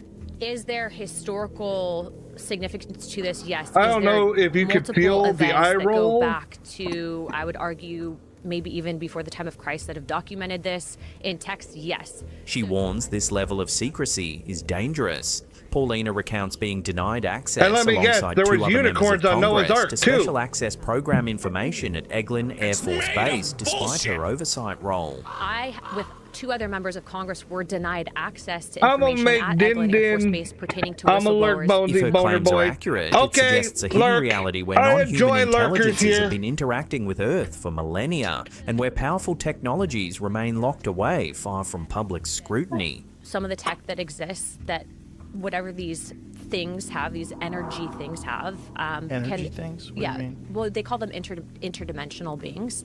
I think that they can actually operate through the time spaces that we currently have. TikTok user Mojima888 has shared a strange clip from a restaurant somewhere in China that left viewers baffled.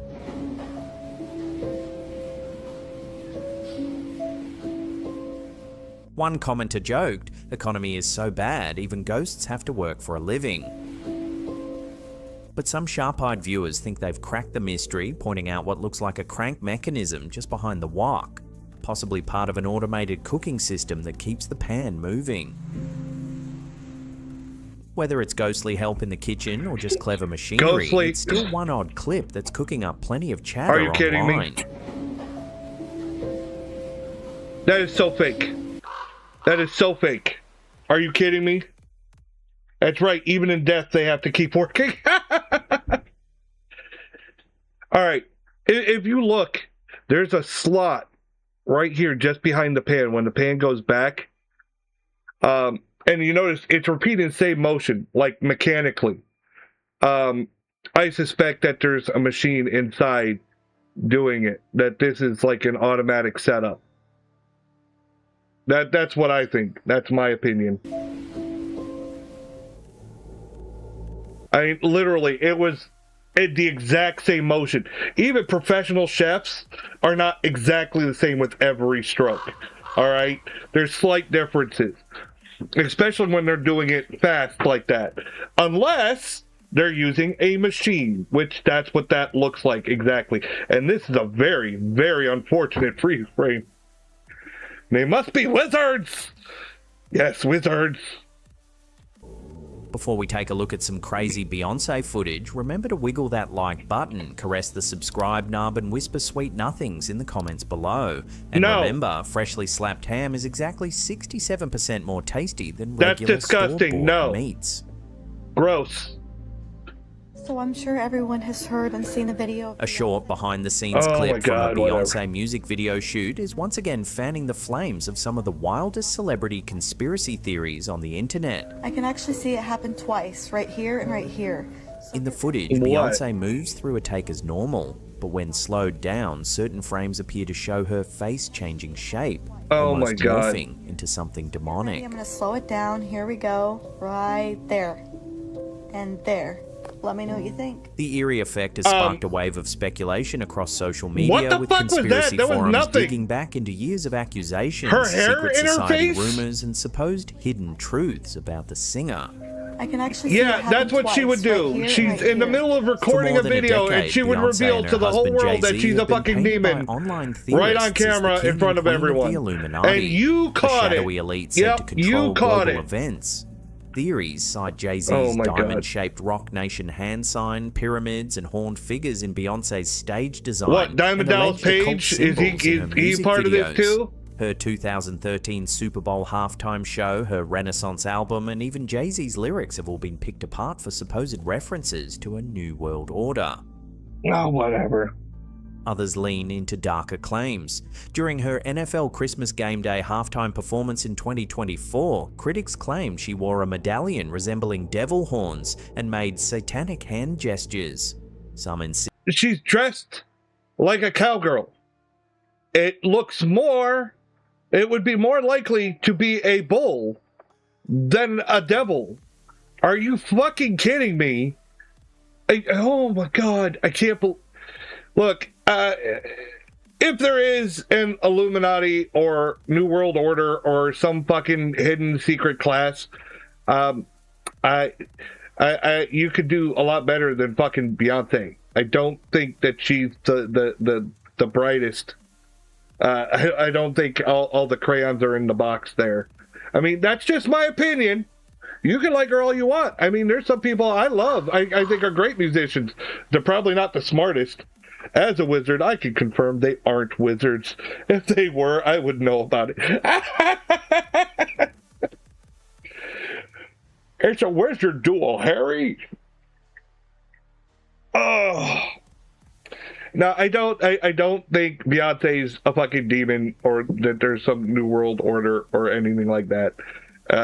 This shit just comes off as conspiracy theory fucking nuttery. And I think that fucking Slapped Ham should be embarrassed for putting this on his channel. That's some new level of fucking desperation.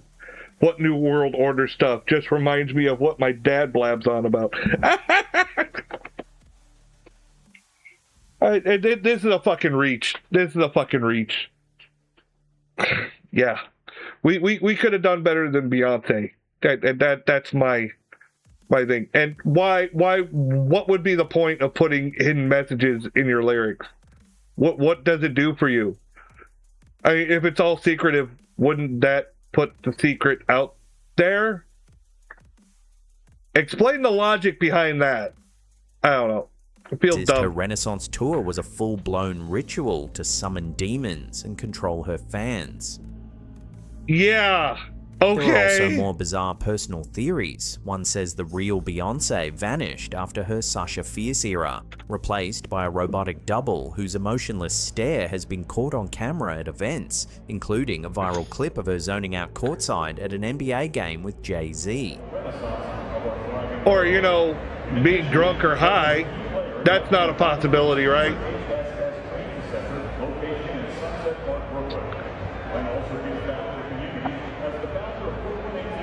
She's just bored out of her fucking mind.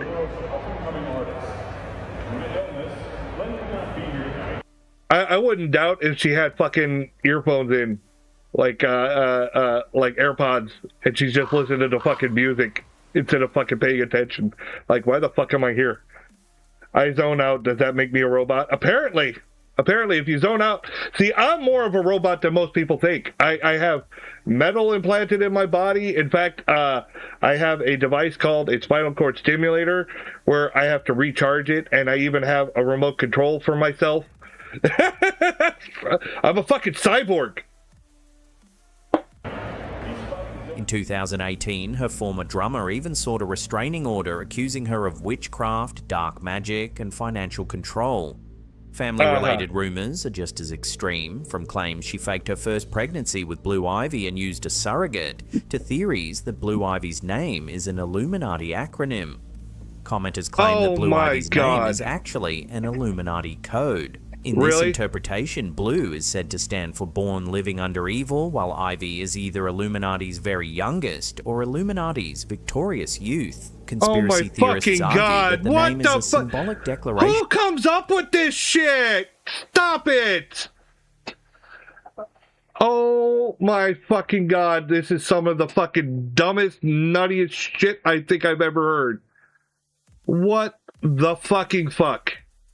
Of the child's place within a secret elite hierarchy. I want to know what Kanye West kid, Northwest, what was their thought on that one? Because that was a real clever name. What is it with celebrities coming up with these dumb fucking names? We have to think of something really cool, you know, because, you know, names like Rebecca or Melissa just aren't good enough anymore. We have to... Blue Ivy. What the fuck? Are you out your fucking mind? Ugh.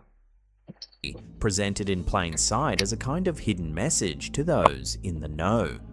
Others allege Beyonce is... Did you just say in plain sight as a hidden message? You just said an oxymoron. This is the dumbest... People with mental issues come up with it, and people with the same issues fuel it. It's sadly something we can't control. Get rid of. Yeah. What the fuck with this shit? Why is this on a paranormal channel? Creepy footage. This isn't creepy footage. This is fucking insanity. Is actually the mother of her sister Solange. Don't reward bad behavior. You'll only get more bad behavior. One theory insists she is secretly the mother of a member of Fifth Harmony. The spinal thing be giving me my Five Nights at Freddy vibes. The elevator fight between Solange and Jay-Z was staged to distract from darker truths. Oh, whatever.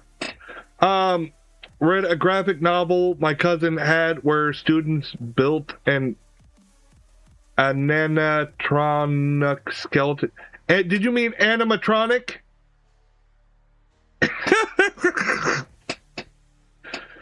Weird. Yes, animatronic. Oh my god. I saw this TMZ Solange, shit. A vocal star and fashionista in her own right, punching, hitting, kicking, and clawing at the famed rapper before eventually being pulled off by a Yeah, bodyguard. because didn't she find out he was cheating? The accusations have grown darker still. I mean, doesn't that make Supposed sense? involvement in Alia's No, death, it's gotta be controlling some other fucking artists out of Illuminati crazy fear, shit, and right? even attending inappropriate parties with underage guests. All claims without hard evidence, yet recycled endlessly online. Of course. For celebrity conspiracy watchers, the new demonic clip is just more fuel for an already blazing fire. It's a Whether big it's hot evidence of bowl camera of distortion, nothing. intentional artistic choices, Yeah, I ain't or disclosing something what more happened. sinister depends Okay, on back who to you ask. What's Whatever. clear is that Beyoncé's tightly controlled public image, global influence, and history of headline-making performances And have more made and her more one of the bullshit. internet's favorite canvases I didn't for see shadowy any fucking demonic speculation. In the anything. middle of her video, Just her hair and in her honestly, fucking I can face. see it. I can actually see it happen twice. I can see right it. here I and can right see here. it.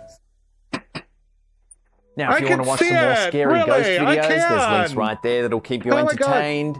No, I'm not watching. I don't want to. Oh, I gotta do another slap ham video.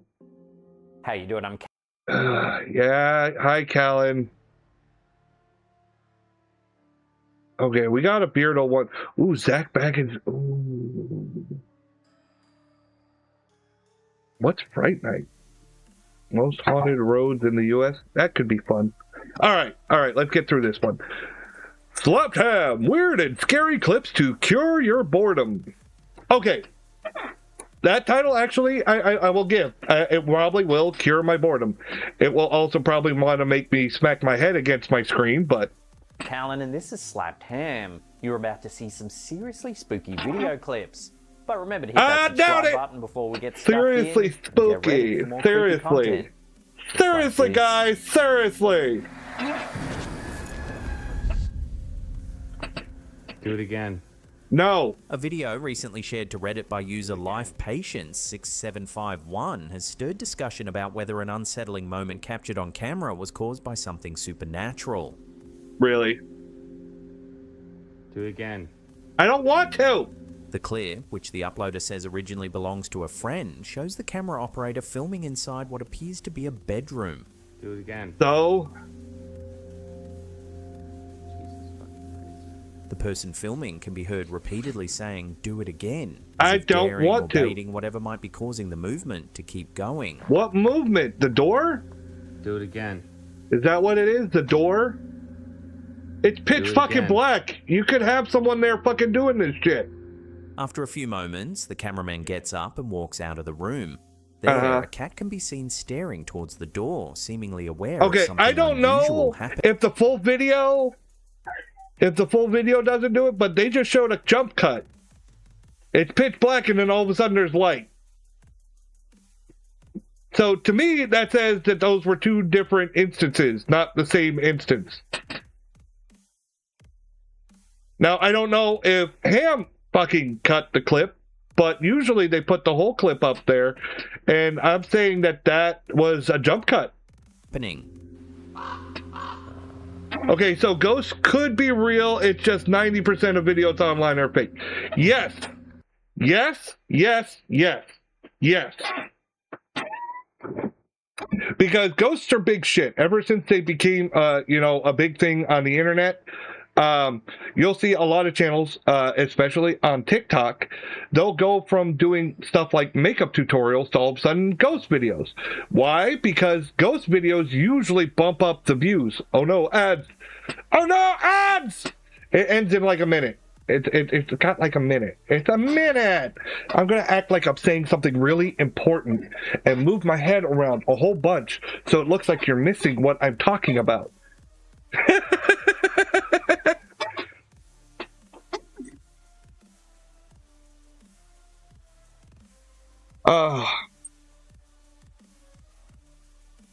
I'll wait until the ad's over, and then I'll explain. Come on, ad. Hurry up, ad. Move it, ad. Why are you being such a dick, ad? Make my millennium. Thank you for the sub. I appreciate it. I got a sub. Yay. Now you don't have to deal with commercials no more. No more fucking ads. No, I was saying, like, a lot of TikTokers, even YouTubers, stuff like that, they'll pivot to doing ghost videos.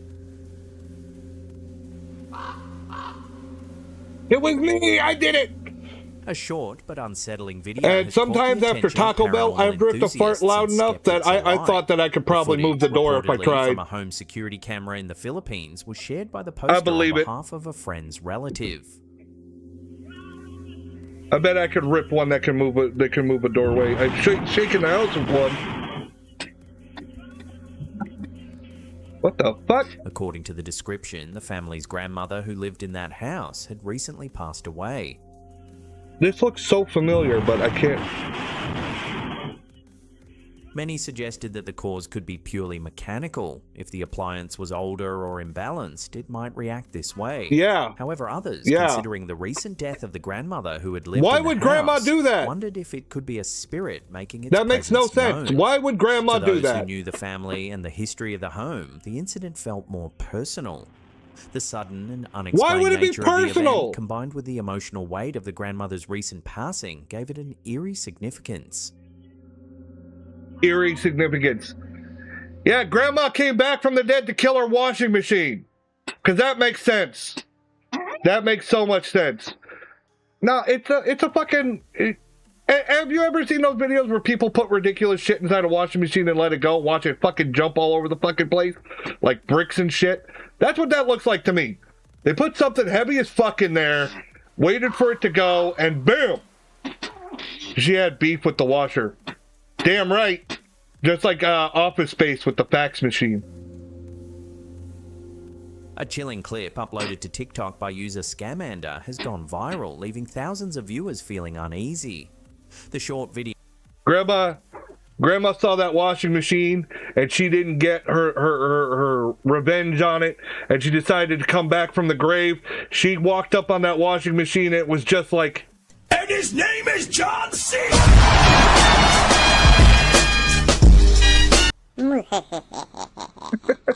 Video posted with the caption, "I think there's someone at my door," appears to be taken from the doorbell security camera. Yeah, that's just a person at a door. Quickly turns unsettling. Why?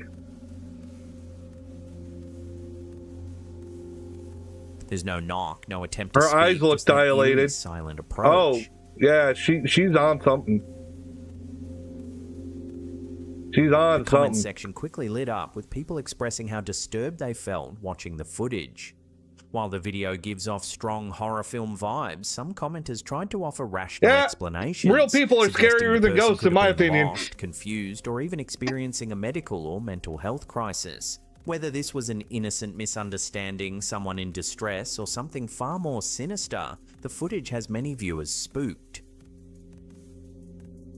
Oh no, they don't look dilated that much. They are dilated, but it's dark, so that's not unusual.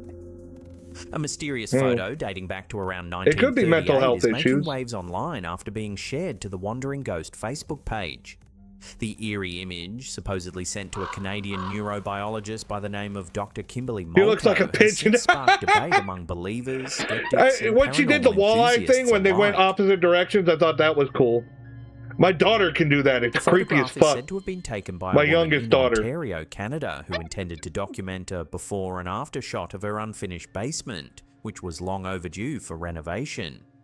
According to the woman, her husband had died several years earlier in that very basement.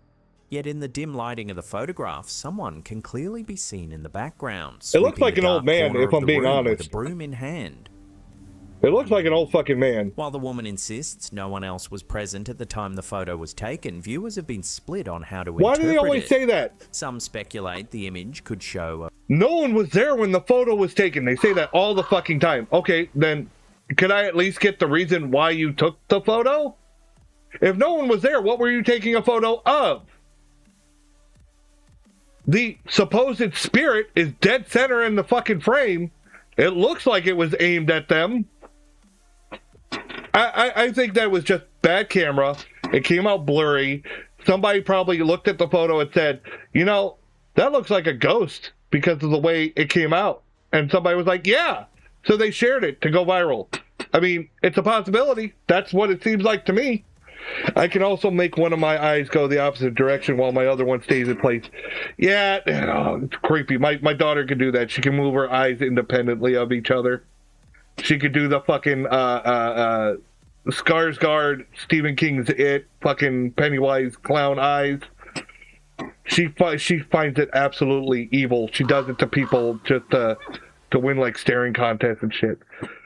But when I do it, it kind of hurts, so I don't do it. Well, yeah.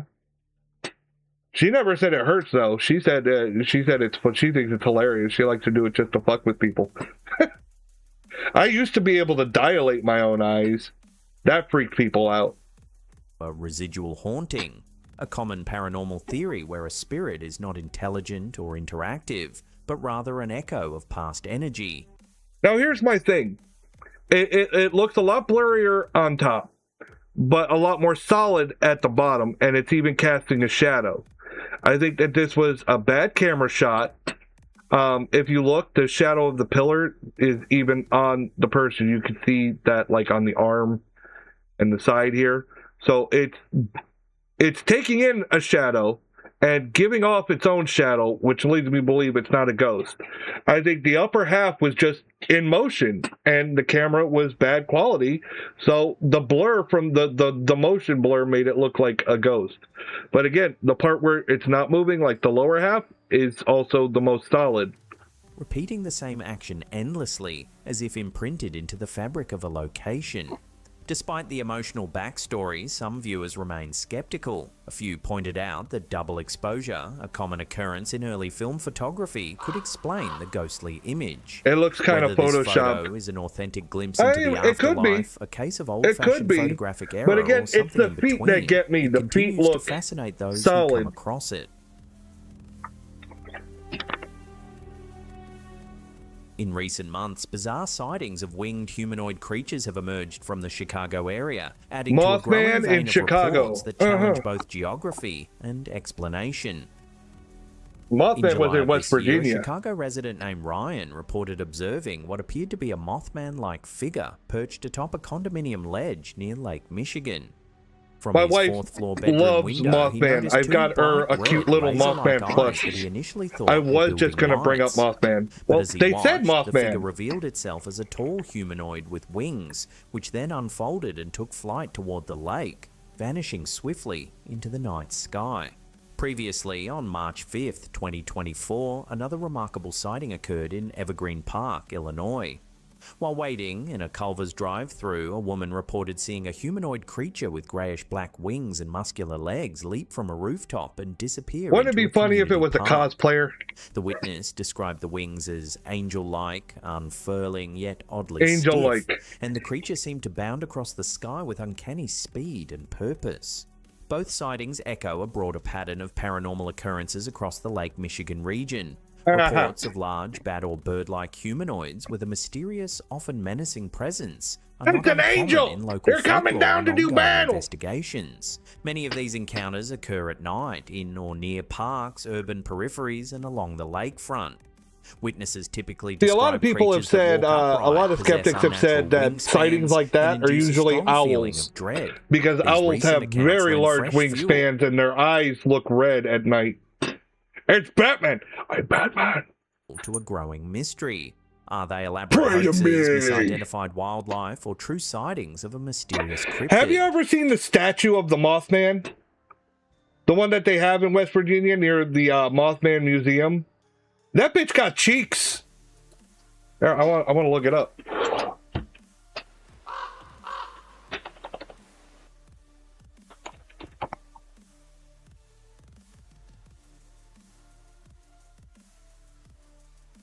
Nope. Look at that. They're only showing the front. There it is. Somebody had to get the backside. Look. That thing's got cheeks. It's all caked up. Mothman got the booty. They put the crack in there and everything.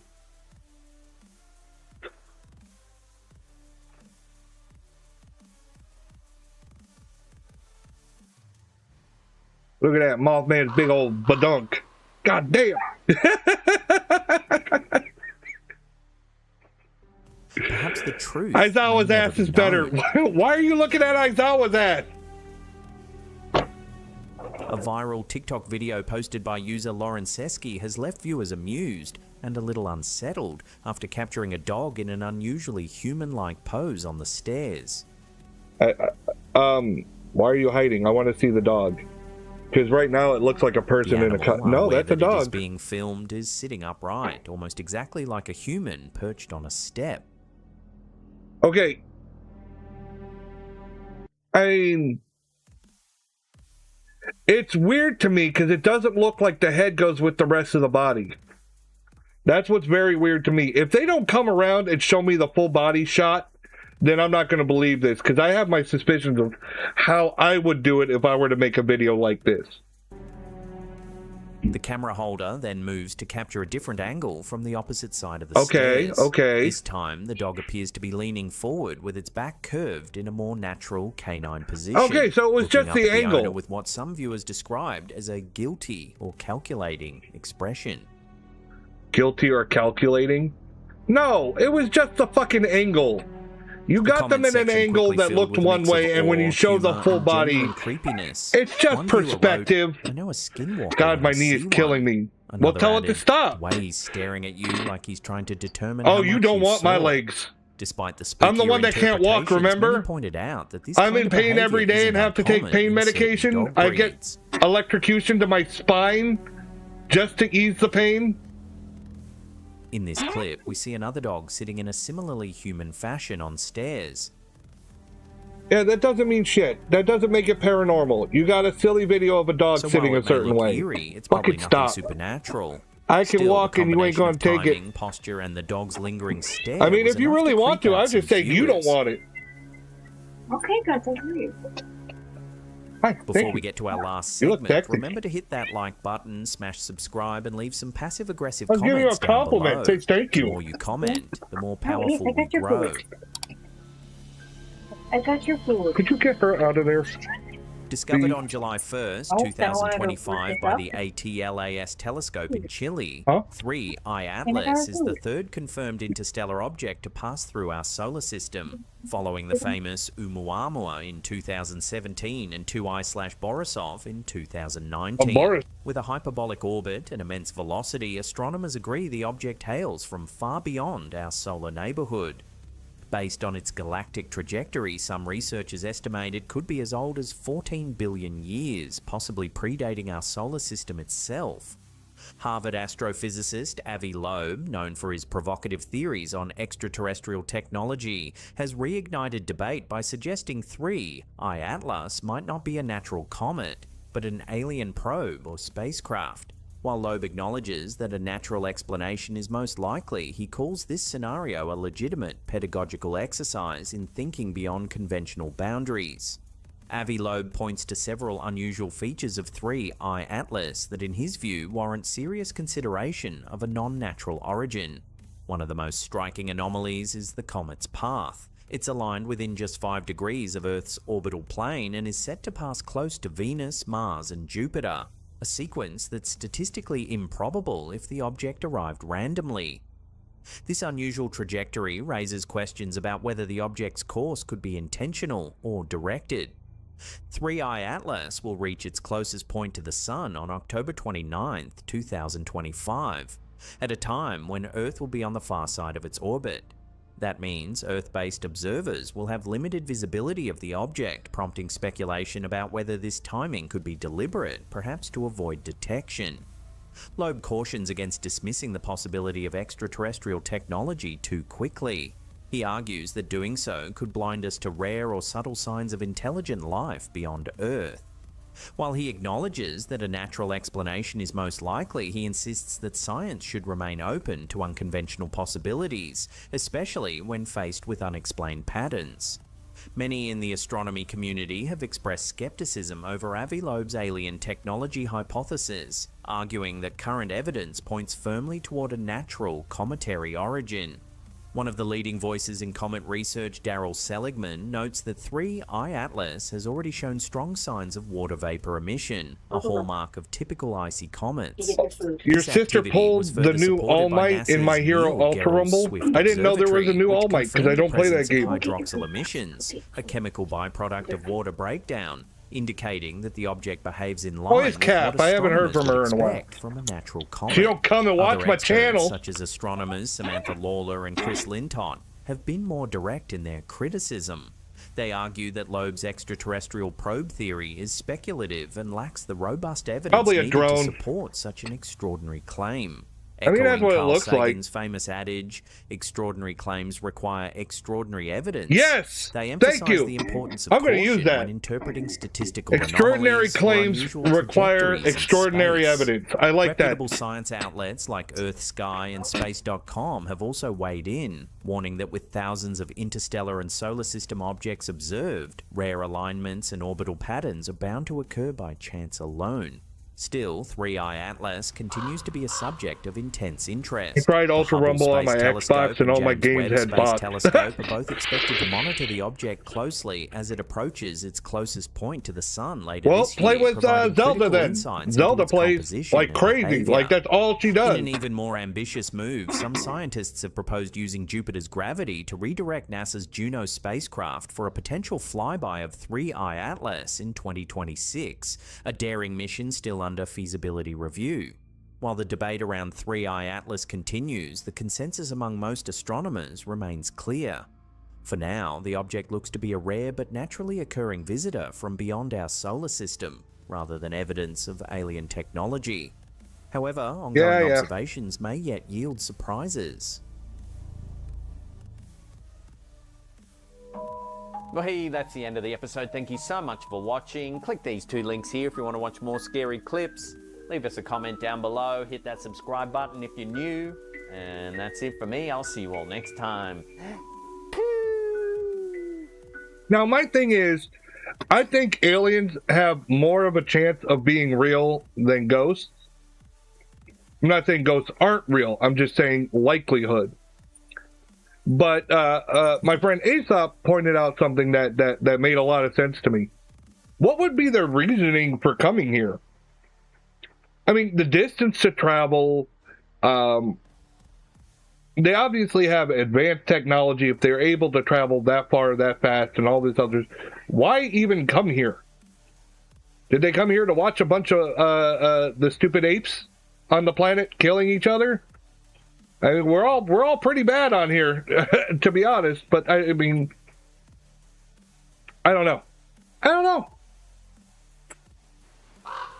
Do aliens exist? I think that they do. There's too many fucking planets. You're going to tell me only one of them contains life. The reasoning for coming here, that's my problem. I don't know what would make sense for them to come here and land and fuck around. They saw how dumb most of our world is and wanted to see if it was real. They're like, no, that can't be real. Okay, I gotta see this for myself. Makes sense. A desolate Pacific Northwestern drive and its horrifying... Oh, sorry. Fright Night. More haunted roads in the USA. Okay. Haunted roads. Ghost, a rural upstate New York pass harboring the spirits of the many who died along it, and an infinitely famous Nevada highway where you're almost guaranteed to see either skinwalkers or aliens. Await on this journey through some more of the most haunted roads in the United States. Let's get rolling.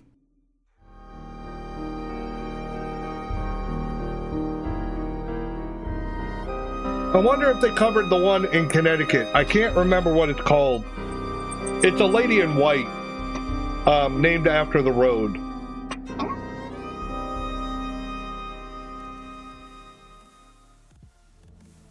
Hey guys, and welcome back for another trip down some of the United States' most haunted roadways. In the past, we've traveled the heartland of America and covered Crybaby's bridges, gateways to hell, and a number of drives that send chills down the spines of even the bravest travelers. But none of this compares to the list I've compiled for tonight. Oh, and before we get rolling, if you enjoy my content, guys, I would highly appreciate if you subscribed, hit that like button, shared me with all of your friends, and for those of you who really want to show my channel some love, leaving me a super thanks greatly supports the videos that keep you shivering late into the night. Not shivering. Are you sure you're ready for this one? Our first haunt lands us between Western Oregon and the Oregon coast and has us traveling the dreaded When I eat Oregon spicy State food, Route my ass 22. turns into a gateway to hell. Oregon State Route 22, which runs from Oregon's capital city of Salem to... I always felt that at least for me, when I fart, if you hear it, if it's loud, it's not that bad. It's not. It might sound nasty, but it's not that bad. It's when I fart and it burns on the way out and you didn't hear nothing, you should run. Those are the bad ones. Lincoln City, on the Oregon coast, is a hauntingly beautiful 139-mile forest drive traveled by countless motorists each and every day. That's length offers a number of historic sites, unique restaurants and shops, that's why it's called Silent but Deadly. Trails, Indeed. campsites, and much, much more. And its bounds act as home to a number of chilling urban legends and ghost. I like to get my kids, I've said this before, when I fart, I like, if I do a silent but deadly, I'll say, "Do you smell popcorn?" and try to get them to sniff. My oldest has caught on to it. She starts doing it herself now. Stories. Historically, predating the existence of Highway 22, and for thousands of years past, so I watched noodles after cooking them, were inhabited by making mac and cheese for Ninden. I'm going to use soap to clean the starch off. Ew! Ew! I don't rinse my noodles. I don't. I hate rinsing my noodles. I boil them, I drain them, I top them.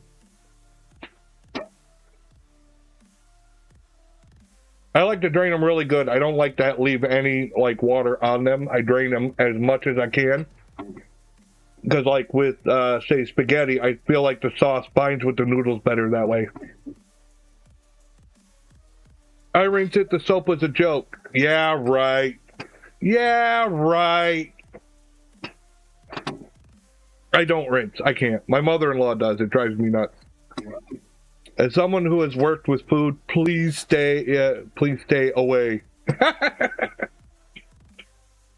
Native Kalapuya, while the coast was inhabited by the coastal Salish and Siletz, and there were a number of seasonal trails that connected the two landscapes, that also hosted a range of trade stops, hunting grounds, fish runs, shellfish beds, and more. Notably, these trails would be mainly utilized both for migration and commerce, as well as for elk hunting, berry gathering, and access to sacred sites. Following the Lewis and Clark expedition from 1804 to 1805, the Oregon Trail would slowly form over the following decades as pioneers cut their way across the state. And through the 1840s, settlers would establish various wagon tracks westward from Salem to the coast, I gotta clean my many of which PS5, watch touched his close to our PS5 in the current tumble. Highway 22.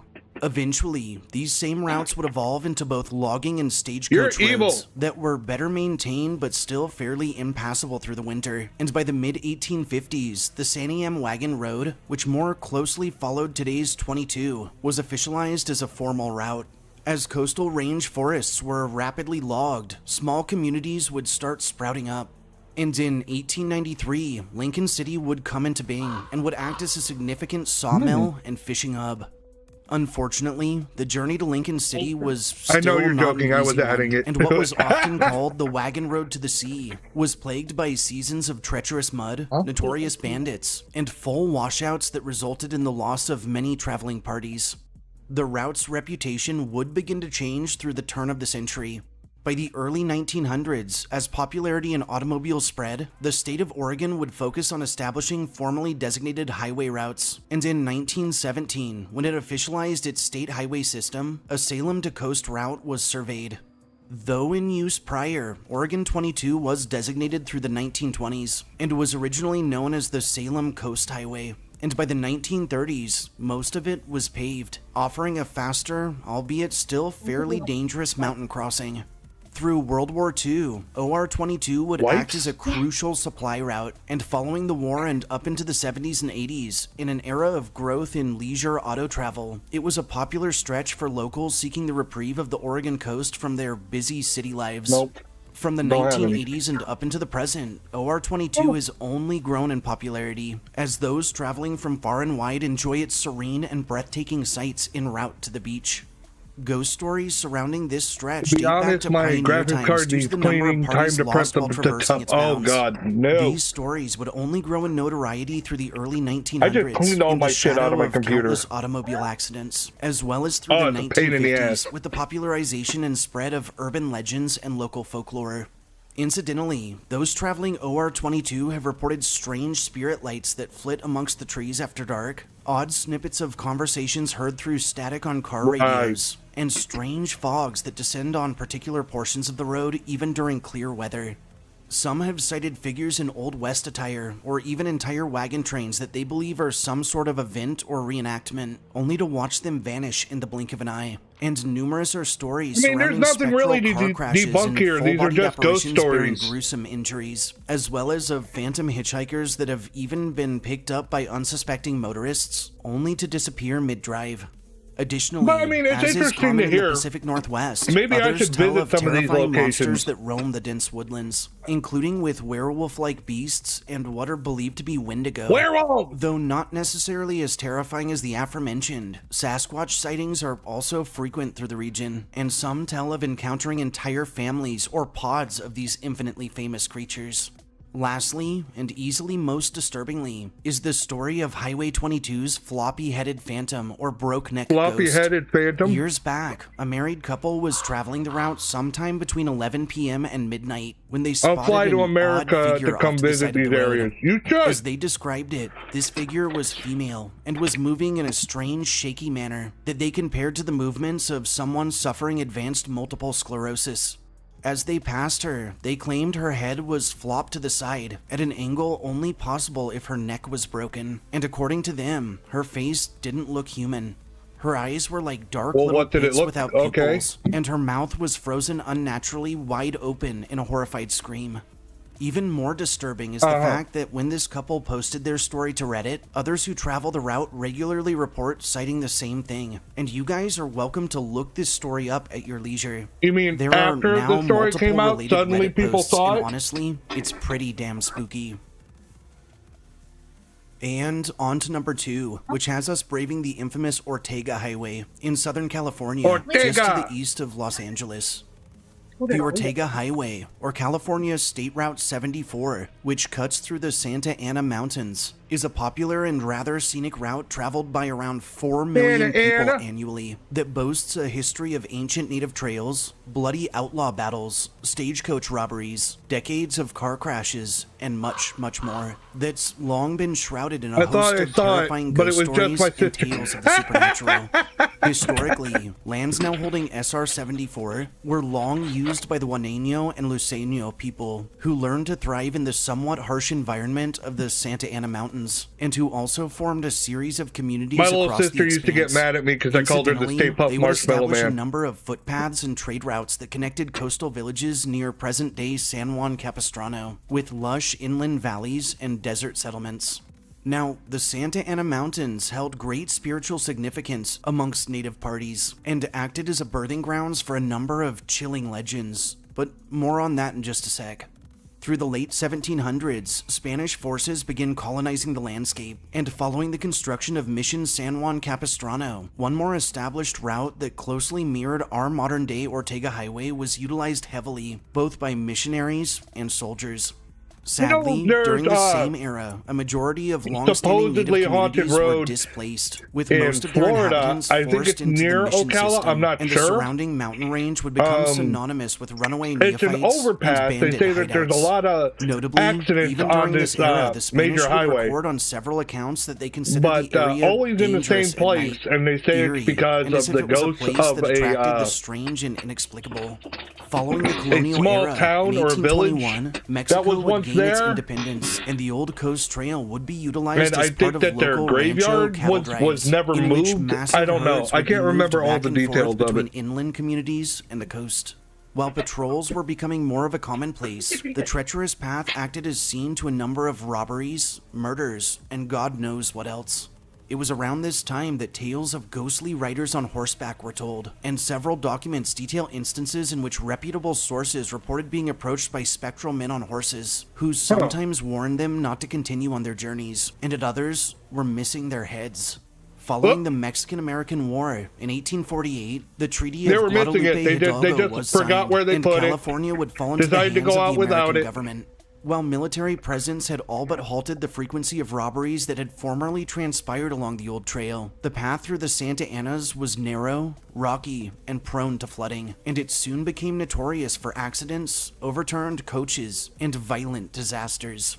As folklore surrounding this trail became more widespread, even more reports began emerging involving groups of headless horsemen that rode about on moonlit nights that were suspected to be spirits tied to a past bandit attack. Through the turn of the century, the invention and spread of automobiles would change the way the world viewed travel, and by the 1920s, it had become clear a route was needed for tourists and locals alike to make the coast without having to round the mountain range. As part of the creation of California Route 74 through the 1930s, our old trail was paved over and would soon become known as the Ortega Highway in honor of Jose Francisco Ortega, who was a prominent explorer from the Portola expedition. Despite modernization, this new road was narrow, winding, and still very dangerous, and it would quickly come to be recognized as a magnet for car accidents. So many accidents transpired across the stretch, in fact, that by the 1940s, it had come to be known as Death Road, and later, by the 1950s, as Blood Alley. And as the road's infamy grew, so did the tales of terror surrounding it. To this day, the Ortega Highway is recognized as one of the most dangerous roads in California, multiple accidents in the same area, accidents occur here each and they'd rather chalk it up to goats than do anything about the safety of that road. And those driving it have they only talk about it. They're like, "Oh, including it's a dangerous road. Oh, this, oh, that," and that disappear inexplicably. How about you add that if one pulls off to the side warning after dark, signs up? They'll hear the screams of the route's many we can't do victims that. in the wind. And instances in which truckers or bikers report rounding corners to find figures in the middle of the road that they think they're going to hit, only for said figures to vanish at the moment of would-be impact. Among the Ortega Highway's most popular tales are stories detailing encounters with coyote and mountain spirits that often try to mislead travelers or get them lost. And some native oral traditions tell of restless spirits and of a sacred spring tucked away somewhere in the encroaching wilderness that heals illness and grants health to any who find and drink from it. It's the Possibly the most famous Highway 74 story details encounters with a beautiful young female hitchhiker that has actually been picked up a number of times only to vanish mid-drive. While her origin is unknown, theories suggest that she's the ghost of a young girl who either died in a tragic accident or in a hit and run. But as she's never stuck around long enough to answer questions, her true identity remains a mystery. Number 3 takes us all the way over to the East Coast, to New York State's fabled Taborton Road. Rensselaer County Route 42, or Taborton Road, which is located in Rensselaer County in the state of New York, is an 8.4-mile stretch of pavement that is part of a connecting route between smaller communities, such as Berlin and Taborton, to the much larger metro of Albany, that's length is traveled by countless drivers each year, and that's bounds are tied to some pretty spooky Old Hill folklore. First of all, guys, I have to say I kind of hit a gold mine with this one, as Rensselaer County has a ton of routes just like it. Now at first, I figured I'd just talk about all of the routes as a whole, and hit on each of the hotspots, but there are just way too many, and most of them aren't really directly connected. So I'll start with this one, and expect to see a lot more from this historic and, quite frankly, eerie little region moving forward. Historically, the uplands that now hold East Albany acted as homelands to the Mohican, and their territory stretched along the Hudson River Valley into the Taconic and Berkshires, with seasonal footpaths established across the Taconic Ridge and link river settlements with inland hunting grounds. Incidentally, one such footpath is believed to have very closely followed our modern-day Taborton Road. Notably, it's theorized this particular path was used namely as a trade route so that the Mohican could make it over to their neighbors, the Algonquin, who inhabited western New England. By 1624, the founding of Fort Orange at the location of our present-day Albany, coupled with support from the patroonship Rensselaervik, would result in European settlers moving into the uplands, and countryside now contained across Troy and Albany was slowly cleared and prepped for farming. Subsequently, by the late 1600s, rural homesteads and wagon tracks would dot the Taconic foothills, including the future site of Taborton. Now, another point I have to touch on real quick is the creation of the Old Dutch Church that sits right along our modern CR42. Established through the early 1700s, it was founded to serve settlers scattered across the Taconic Hills, and though technically part of Petersburg, it was built way out in the countryside to be more central to those in less accessible areas. Incidentally, it acted both as a spiritual and social hub for isolated families through the region, and was an important anchor for the community of Taborton, as it developed into a beautifully secluded hamlet boasting farmsteads and some of the best lumber in the state.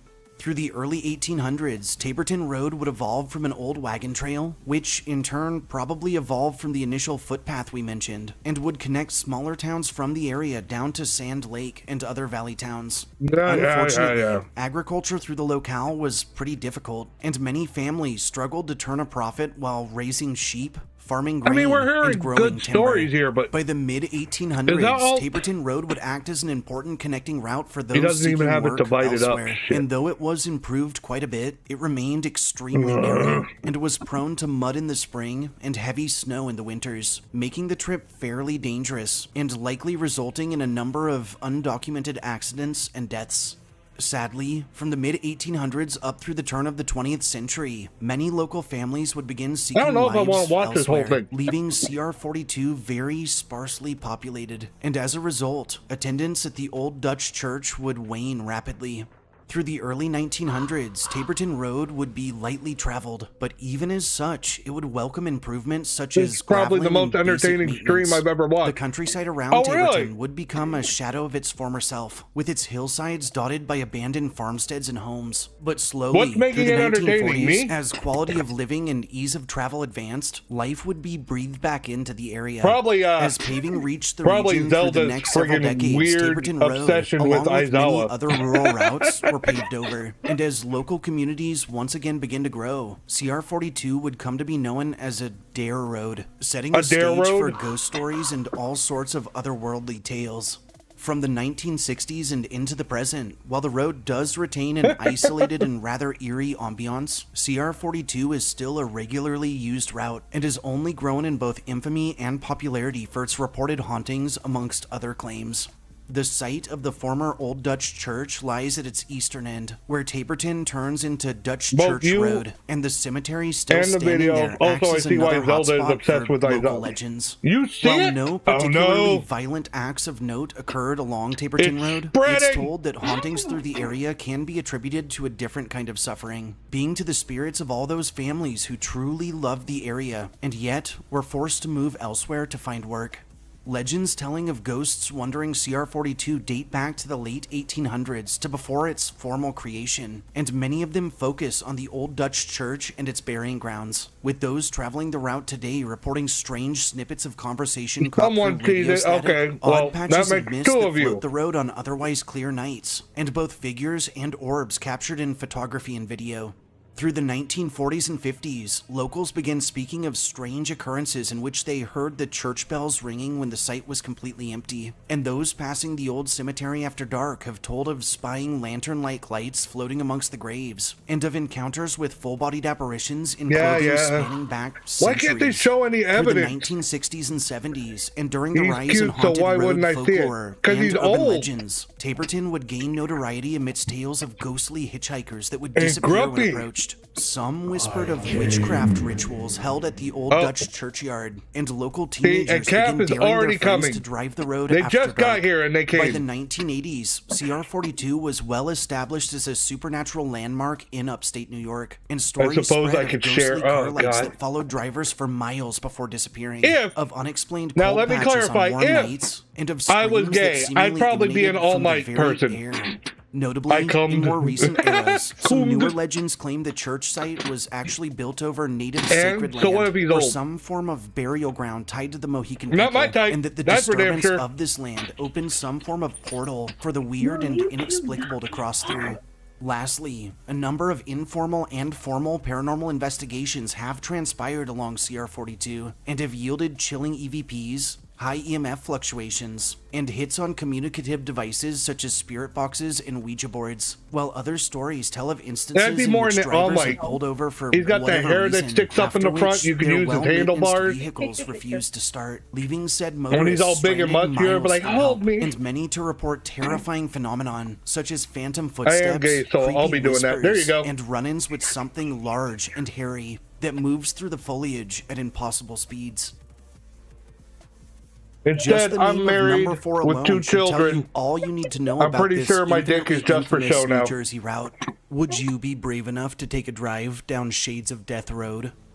Shades of Death Road, which cuts through Jenny Jump State Park in Warren County, New Jersey, is a short 6.7-mile stretch that is not just frequented by hundreds of thousands of people annually for its intriguing history, but also for its ominous moniker and for its association to countless ghost stories and tales of encounters with the otherworldly. Historically, lands now holding Shades of Death and Jenny Jump State Park were, for thousands of years, utilized by the Lenape tribes. In my years in the entertainment industry, there has been many a male who have tried to bed me.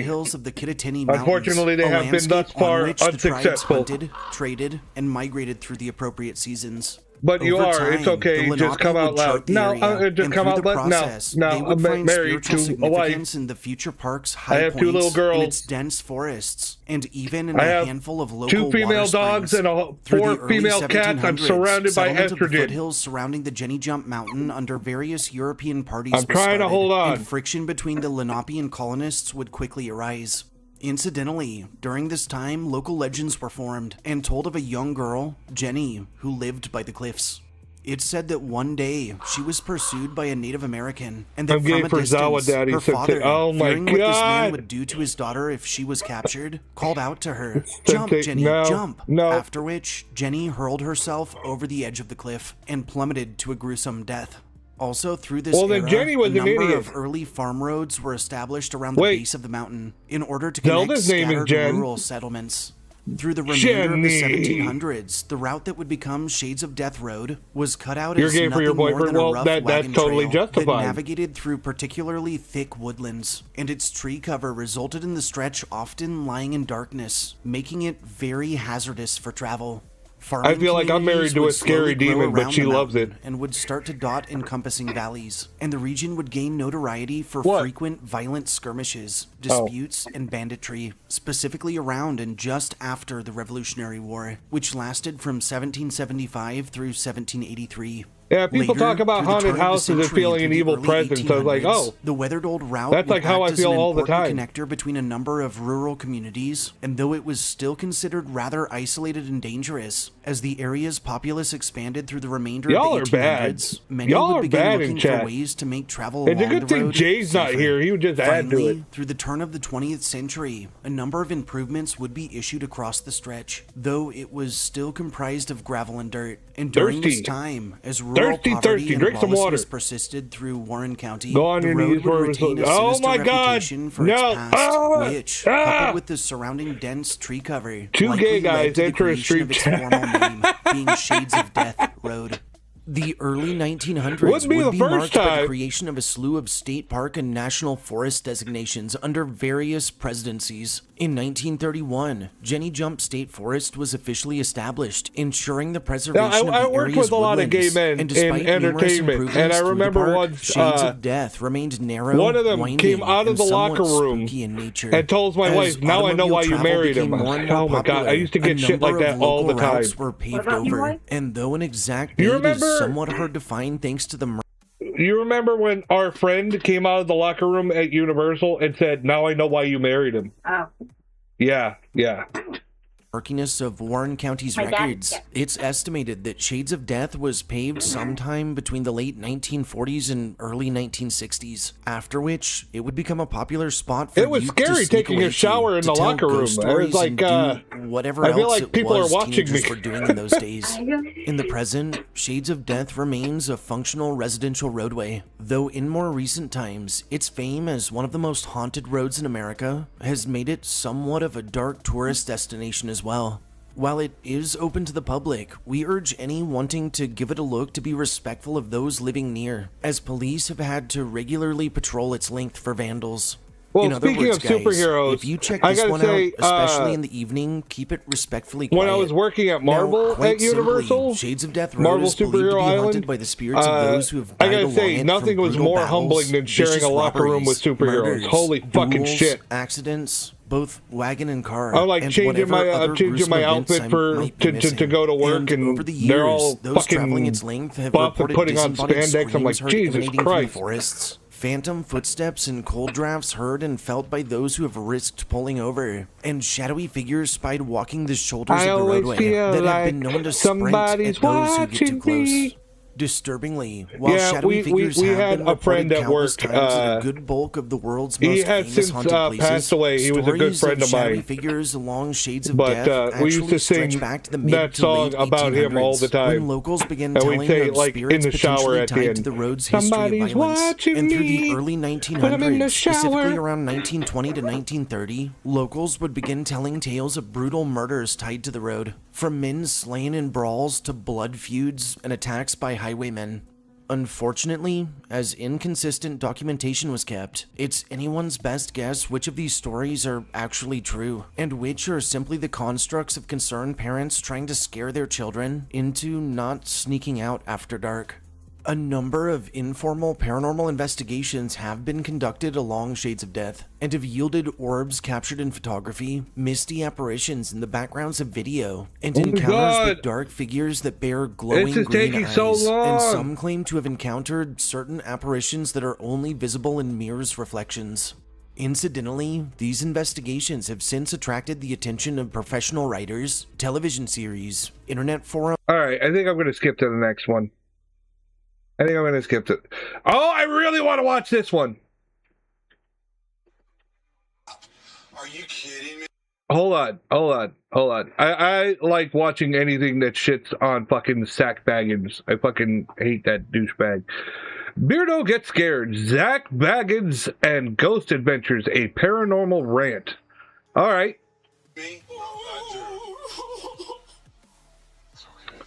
Fuck Zach Baggins. I can't stand that dickhead. Can you put this all around your neck, please? Rawr. Rawr. Rawr. I love Beardo.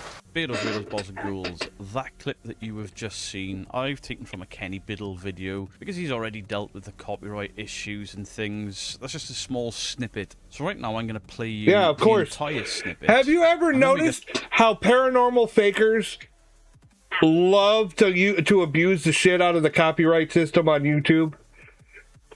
That's their way of saying, don't pick on me! Don't call me out for being fake! You're not allowed to prove that I was lying to my audience. We don't like that. We're going to discuss. It's always the same fucking jackholes. Fucking Ghost Adventures, Sam and Colby. Give me a fucking break. Sam and Colby are even more embarrassing because they have their own reaction channel and they copyright people who claim who watch their shit.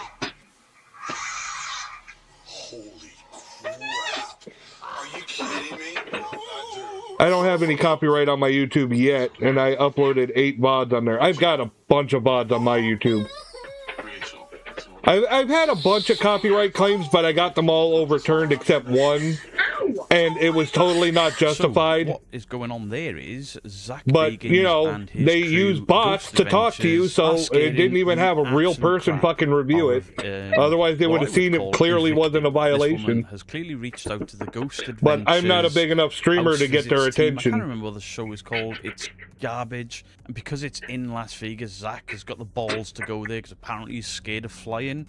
Or is he just lazy? So they turn up to the house. They do I'm scared of flying, I'll be honest. Investigations with all the bullcack equipment, and they lie about what the SLS device does because they've changed it. I'll insert a clip from Kenny here. Basically, Kenny knows more about equipment than most people that I know. So it actually came up because someone sent me an email saying that Zach was using a different kind of SLS camera, a LiDAR modified SLS camera, which is incorrect. That's a mistake. He's not using, even though in the episode, if you watch it, he actually says it uses LiDAR. It does not. It does not, which is another reason why, or another demonstration of why Zach is so Zach Baggins lied? And Never. In what his job is. But he uses it, he shows footage of the stick figure on the SLS, like this big thing on the wall, which is what it does. It brings up false positives. Okay. And scares the shit out of the homeowner. But then he brings the DR60 into it and plays a recording of the Okay, if you guys haven't seen me cover the DR60, the DR60 is fucking ridiculous, okay? The DR60 is basically a faulty fucking recorder, okay? Let's see. eBay. DR60, no. Here. DR60. Record. God damn it, fucking stupid ass. DR60 recorder. There we go. All right, look how much they sell this shit for. This is what I'm talking about, like ghost hunting is big money. The reason why the DR60 is sold for this much, look, $1,000 fucking dollars. It's because A, it was discontinued, and B, it's a faulty piece of equipment. The reason is it picks up everything, even you touching it. It lets you get false positives. And a lot of fakers will use the DR60. That's a huge red flag. If you see a paranormal person using a DR60, that's a huge red flag. Their EVPs need to be thrown right out the fucking window because it's a faulty piece of equipment. It lets you get whatever. It makes all kinds of weird fucking noises and sounds and shit. Stuff that's not supposed to be there. Then they go, oh, it was an EVP. Oh, it was this. It lets you get false positives. It lets you fake evidence. That's basically what it is. It's a fake evidence recorder. Now, other paranormal debunkers and stuff have gone over and been a lot nicer. But there's a reason the DR60 goes for so much on eBay. Because all the paranormal people will pay for it to use on their investigations. It lets them get whatever evidence they want. Bro, that 1666 one costs more than a Yamaha piano I'm saving up for. Yeah. It's because it's money. They make money faking ghost evidence, and this recorder basically is fake evidence. All they need right here in the little box.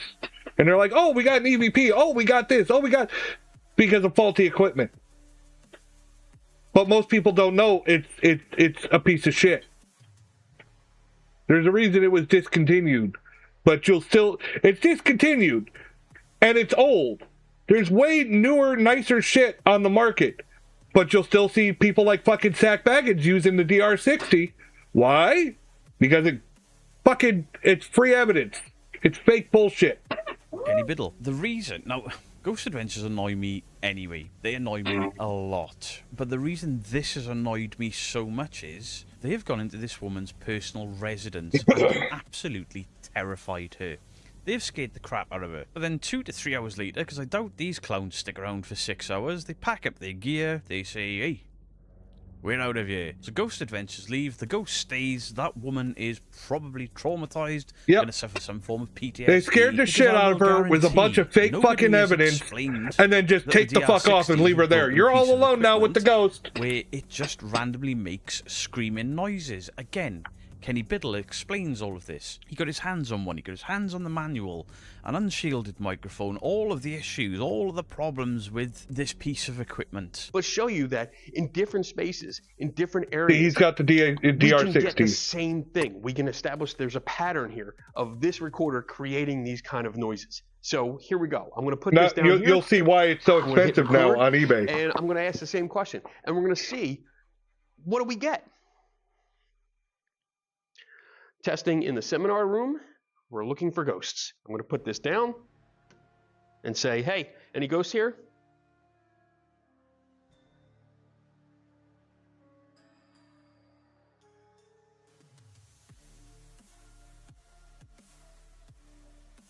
Is there a penis in my butt? All right, that should do it. End of session.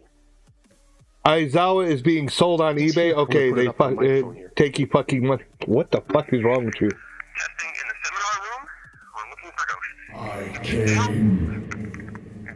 I bet you did. Several times. You hear all that weird sounds? That's pretty much like the opening one. That's pretty cool. Here we go. Let's go to another location.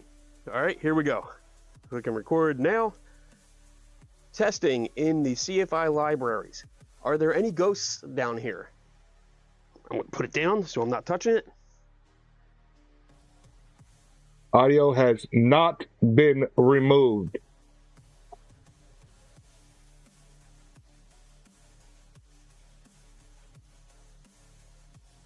But I bet he's going to pick shit up on that recorder.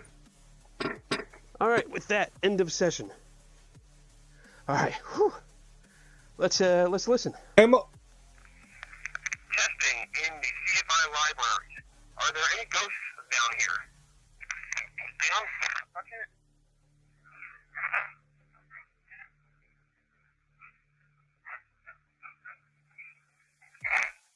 Where was all that audio before? Okay, still found some. Interesting. So, let's talk about this. What they like to do is take advantage of people with audio pareidolia. You'll hear something that's just gibberish. It's nothing. It's just a random sound. But they'll be like, oh, it sounds like they said, get out.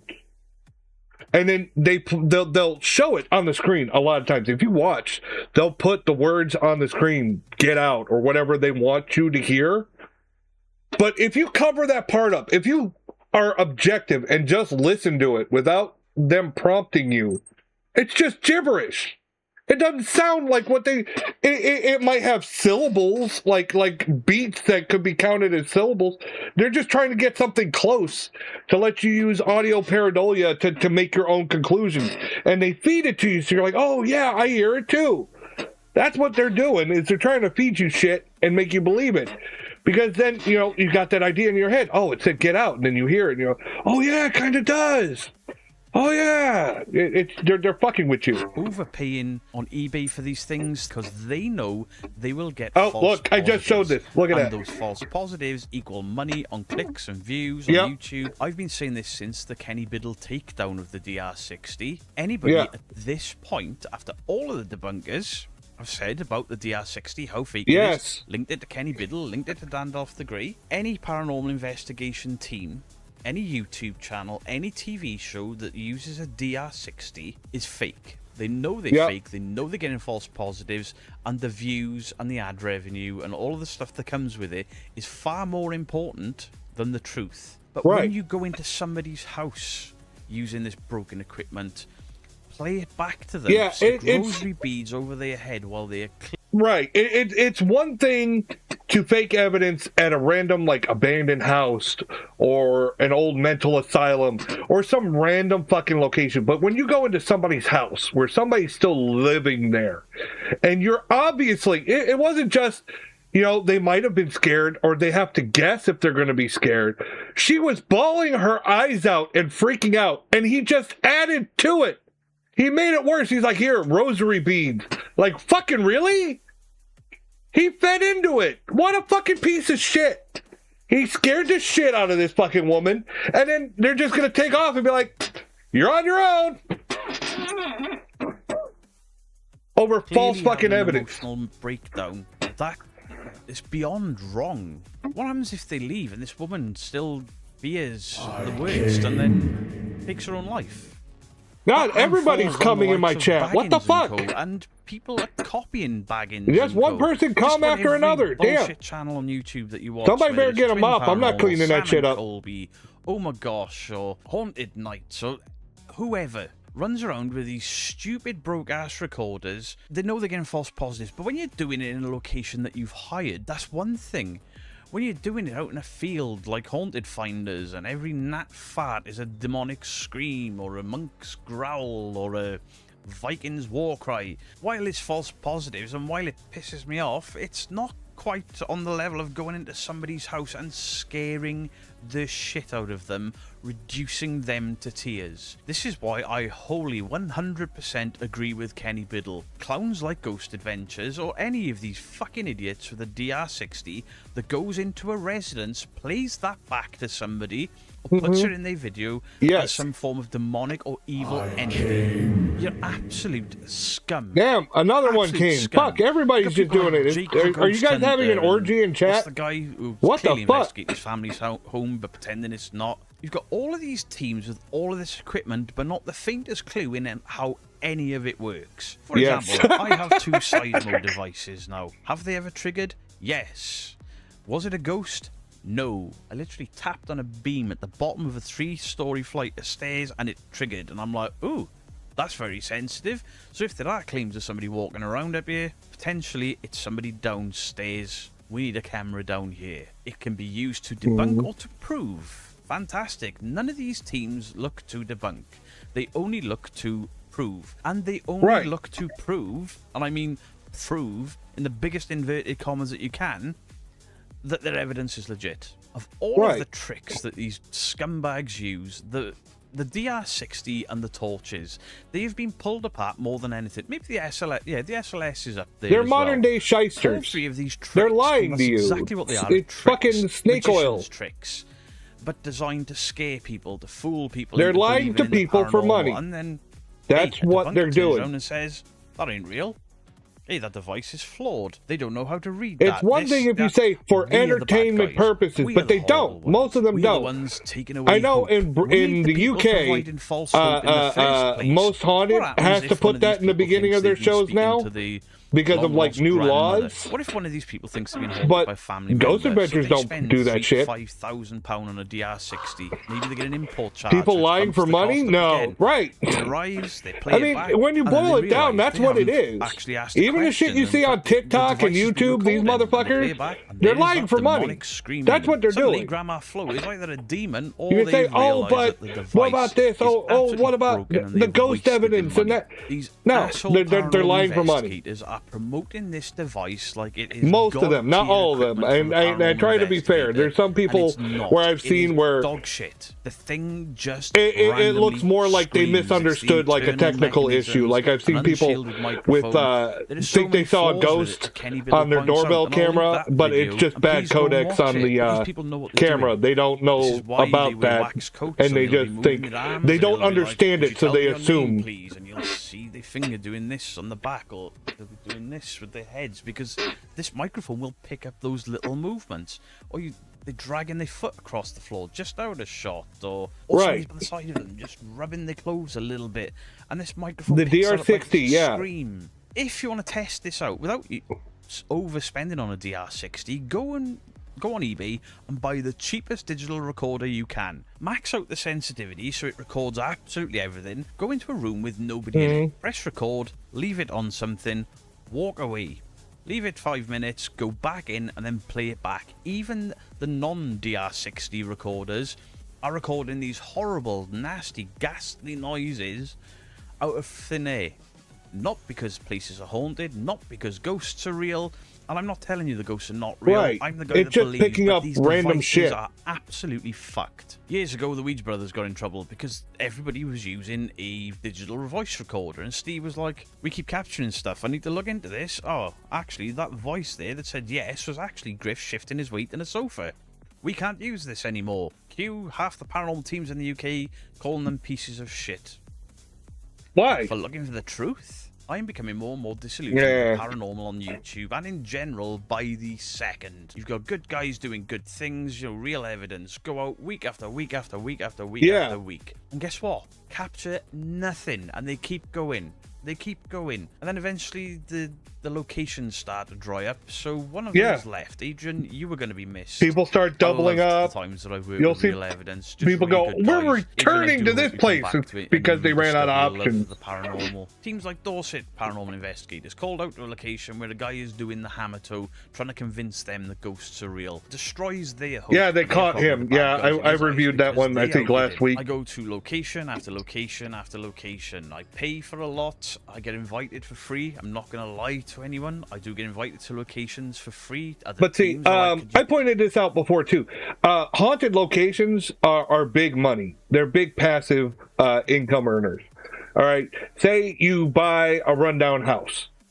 You start a story that the place is haunted. Well, then you get to save money. You don't have to fix it up for someone to live there. It just needs to be safe enough for people to enter. And then you can rent out this shithole to ghost hunters to come in and look for ghosts. And you just make passive income over a piece of shit that you don't have to maintain. Right? Talk about fucking flipping properties. Wouldn't hospitals be the most haunted places because people die in them a lot? I mean, logically, that would make the most sense, and I think that's why a lot of people try to get ghost videos in hospitals. You'll see a lot, especially on TikTok. Hospitals or creepy places like insane asylums are the two most common, or prisons are a close third. Those are the three most, attention-getting or creepiest or whatever. Hospitals make the most sense. Prisons are just scary. They have a scare factor already in tune with them. High school is haunted because it lasts forever. You know what? Honestly, I'd love to go back and relive my high school days. I had a great high school life. I was also a lot healthier and didn't have to have all kinds of fucking implants and medications. God damn. Come with us for free. Of course I take a lot of them up. I turn down a lot of them as well, because if I don't trust the team, if I don't like the team, or if I've never watched the team, or I have no desire to watch the team, Enzo to Zelda is Tamaki to me. The more disillusioned I get, the more I'm trying. I ditched the okay. for nearly 2 years. Now Bro, same just without the fucking seizures. Yeah, right? Using it, not to prove the ghosts exist, but to see if they're actually. I used to skip school and cause all kinds of fucking trouble. Left over could be God, if I could go back, I've been speaking to these devices. There's a lot of things I'd do differently. Development, the guy that made the Seismo. We're having conversations with these guys where they're like, "Yeah, you can send us your footage, and we will give you feedback on what potentially could be causing it." These guys don't invent these as ghost hunting devices; they invent them as investigation devices. Hey, your building's getting knocks. Here's a seismo. People say that there's whispers in this room. Here's a candle that blows itself out if you talk directly into it. Or proof that there's a draft in that window. There are great teams out there doing fantastic things, and they don't get a sniff, because I get it. It's boring. True. I mean, my last investigation. That's another problem. It's real ghost hunters, people who are on the up and up. They're the ones with the channels where they have hours and hours of live investigations, and they'll find nothing. And people find them boring, and they don't get as many views because they're not faking evidence. That's the biggest red flag. If people are finding evidence on the regular, there's something already fishy about that. You know what I mean? There's people that will go and spend years documenting hours and hours and hours of evidence and get nothing. But these channels, these big channels, fucking somehow they get shit every fucking time. Like, that's awfully suspicious. Okay, Hawk. I used to main Shinzo, now it's Aizawa. Just in My Hero. Oh my god, what the fuck? I am not a My Hero Academia channel. And I binned it. Jesus! Because nothing happened. And I'm like, I don't know where to start editing with this. Took multiple cameras, all these devices. I can't be asked to edit. Nothing happening. Recently been to the Skirit. There may be one thing that could be kind of cool. Do I think it's paranormal? Probably not. I'm interested to get into the editing of that. I've had some time off. But I'm probably going to be disappointed. But I worked with the probably going to be disappointed. To see if I could stir up the activity, because it works for other people. It didn't really work for me. This psychic medium, however, was like, don't expect everything to just work at the drop of a hat. That's not how it works for me. And this guy's called out of the psychic mediums. Y'all seen the new One Punch Man season? No, I haven't, but I've been hearing it's awful. His gift. And he accepts that I don't believe his gift. And this is where the big difference comes. People believing in something. People people believing in their own gifts, but this is the difference between people who are misinformed, don't quite understand or believe in something that the rest of us don't believe in, versus Zach douchebag Bagans and co, and all of his army of little fucking followers, because you can see his grubby little imprints all over the paranormal, Twin Paranormal, Sam and Colby, whoever. Basically, anyone that uses a DR60, because they know it's bullshit.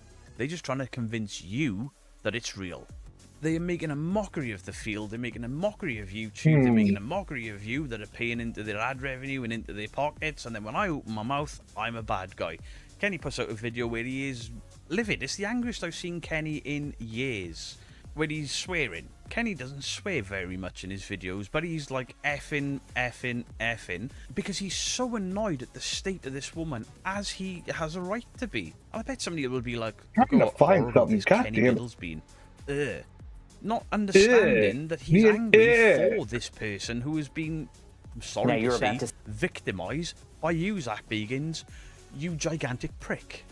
Zach Bagans and chums have made a mockery of this field. Most Haunted made a mockery of it. How Ghost Adventures has got to season 20 whatever is beyond me. The show is dog shit. I used to watch it out of some morbid curiosity and laugh at them. But then when they're going into people's homes and scaring the shit out of them and knowing what they're doing, there's the big difference. They're not going in there with that DR60 believing it.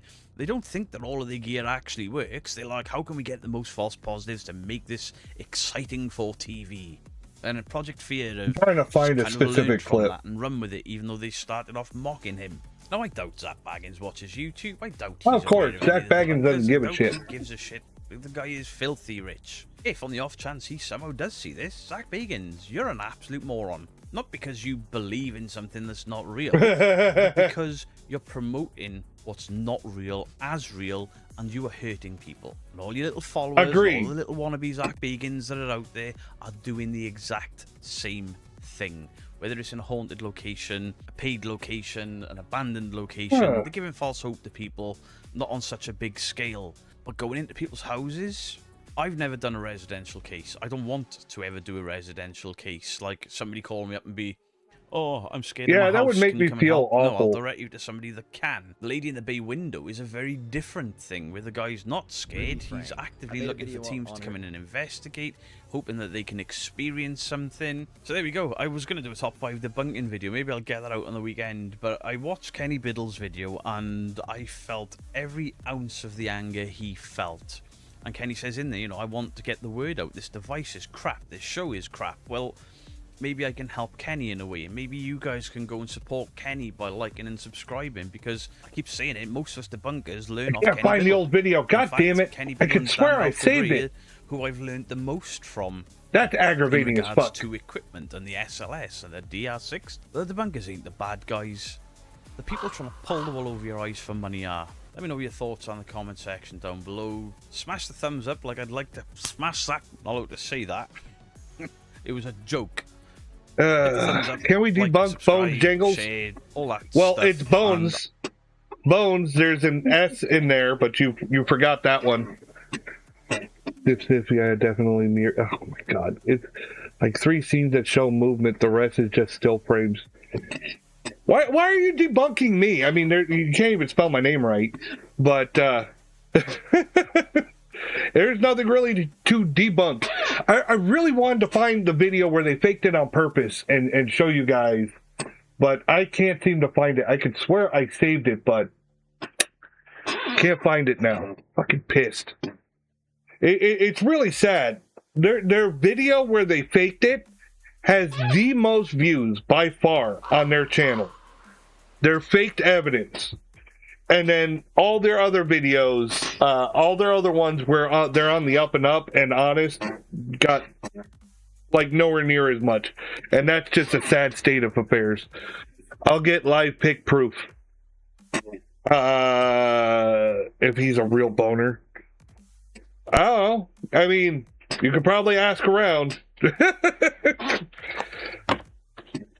I've heard plenty of people call me a dick. I will catch you in the next one, which will hopefully just be me looking at clips going, haha, fake, haha, shite, ooh. I don't know what that is. Debunked Paranormal. Okay, I don't know if I'm going to watch much of this one. He's got long videos. He's very technical about it, but we'll see what he's got. I'll ask my mom. She still owes me a 20. Ladies and gentlemen, welcome back to another Debunked Paranormal, and in today's video we have... Okay, Debunked Paranormal. This guy, he is much more technical on the debunking aspects. He's got a lot of equipment and a lot of technical know-how on really catching the fakers that are using, like CGI, video editing techniques, stuff like that. And he's good at catching, like, AI. Now they're using... AI in removal of things from the videos.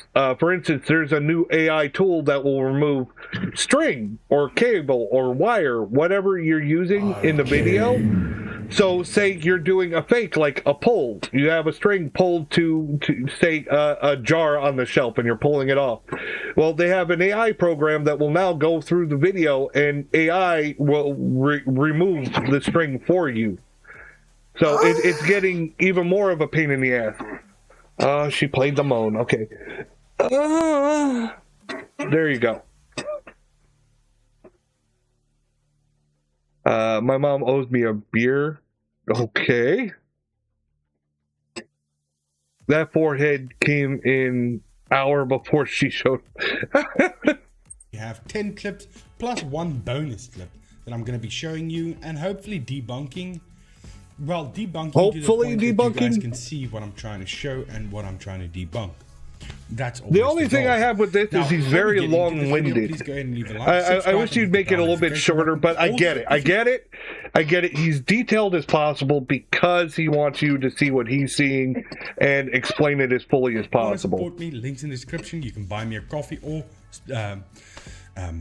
support me directly through PayPal, or you can buy one of my merch. All the merch in the merch shop has been dropped down in prices. Except Well, the thank you. mugs. Thank you. There isn't really anything I can do with the mugs, so the prices have been slashed. So make sure to check that out. Now let's get into today's video, and that is debunking 10 clips plus one bonus clip. So in this first clip, this guy is filming his pool, and there's something that hovers past the camera. I've seen this video before. And it's hovering over the pool. Okay. Now, when I first saw that, I thought maybe it's like mist or a spider web or something. But I thought it was just someone walking past the camera. I can actually show you where this guy made an editing mistake. So So he if was we editing. look Okay. at this specific part here, if we go I think back, when I see it, I'd have to go back and look. So following I this said thing, it looks like somebody right just there walking where it past the meets camera. edge. You can see where it meets the edge. I'm going to go back a couple of frames. As it's going forward, it meets the edge of the camera. So I'm going to play from here. Then you can see what the camera is supposed to do. The camera is supposed to go that way. But what this is one of the mistakes that he made with these keyframes, because he put that image in there and had it floating there in post. He did this in editing station. But when it meets the camera's edge, or the edge from where the camera is filming, you can see that it's moving with the camera frame. As I've shown before, if you are filming with a camera, anything you're filming should stay locked in its place, or if it's moving, it's not going to move exactly with the camera as you moving your camera. Right.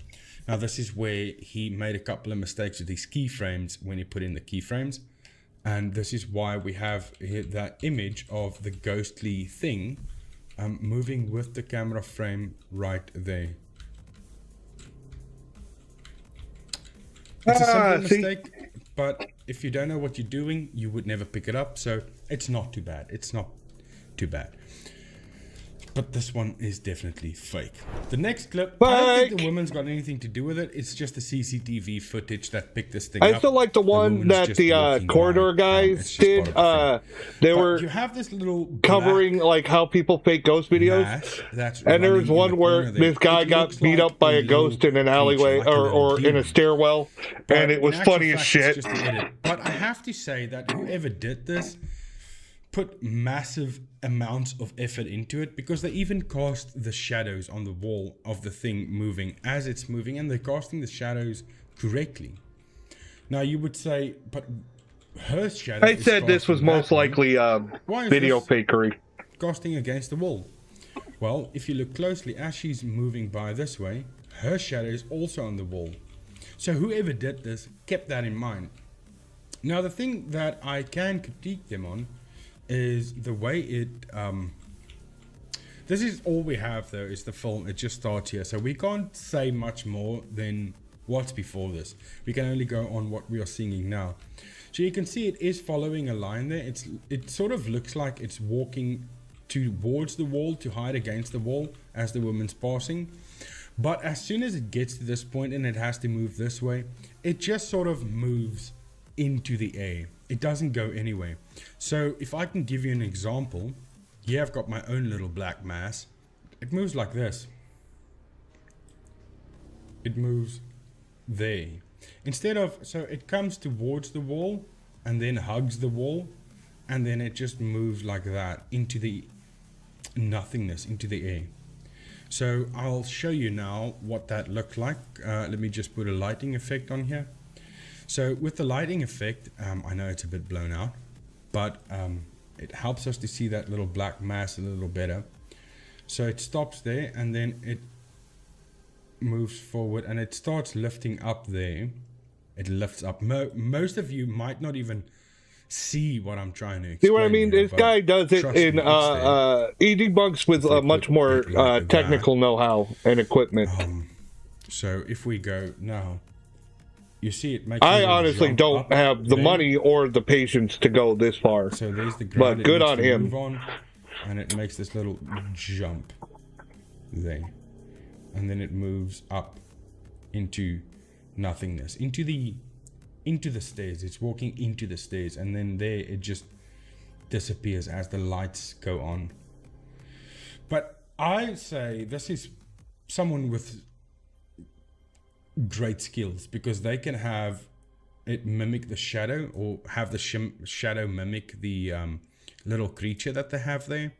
So you can see that shadow, how they have it blend up there. The blend is amazing.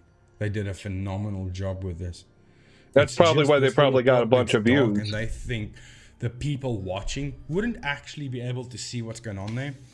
So they got lazy. But other than that, really well done. But it is 100% fun. Yeah, most people don't watch past that. They're too busy going, ooh, ah! A supposed ghost, and then interacts with the ghost.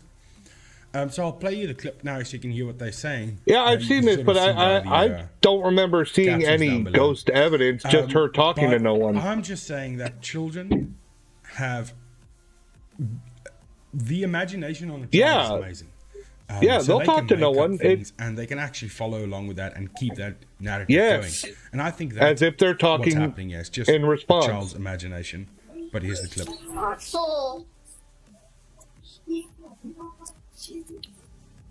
Don't come in here, okay? Stay in there. Stay in there in the library. Don't come in here. Don't come in here. You heard me. Don't come in here. I go get you. Who are you talking to? I don't like that. Who are you talking to? I don't want to. No. Huh? I don't know. I like that one. Well, who? That one. Like because who? I made it up. She's a kid. So that's basically it. It's just a child being a child. Yeah. Imaginary friends and stuff running around. This one, I'm not going to chalk this down as paranormal. I'm not even going to say it's fake. There's nothing to debunk. These people are pushing is that they are speaking to a ghost. To me, it's just a child speaking to the imaginary friend. So it's just blah. It's nothing. It's blah. It could swing either way. In this next video, a ghost hunter named Alex is exploring a haunted house where he hears a rumbling noise coming from a nearby wardrobe. If you hear beeping, that's my spine remote. Oh, I've seen this. Okay, before he says anything, all right, the glass breaks outwards, which I suspect somebody shot something from inside. I suspect. was somebody shot like a BB gun or something from inside.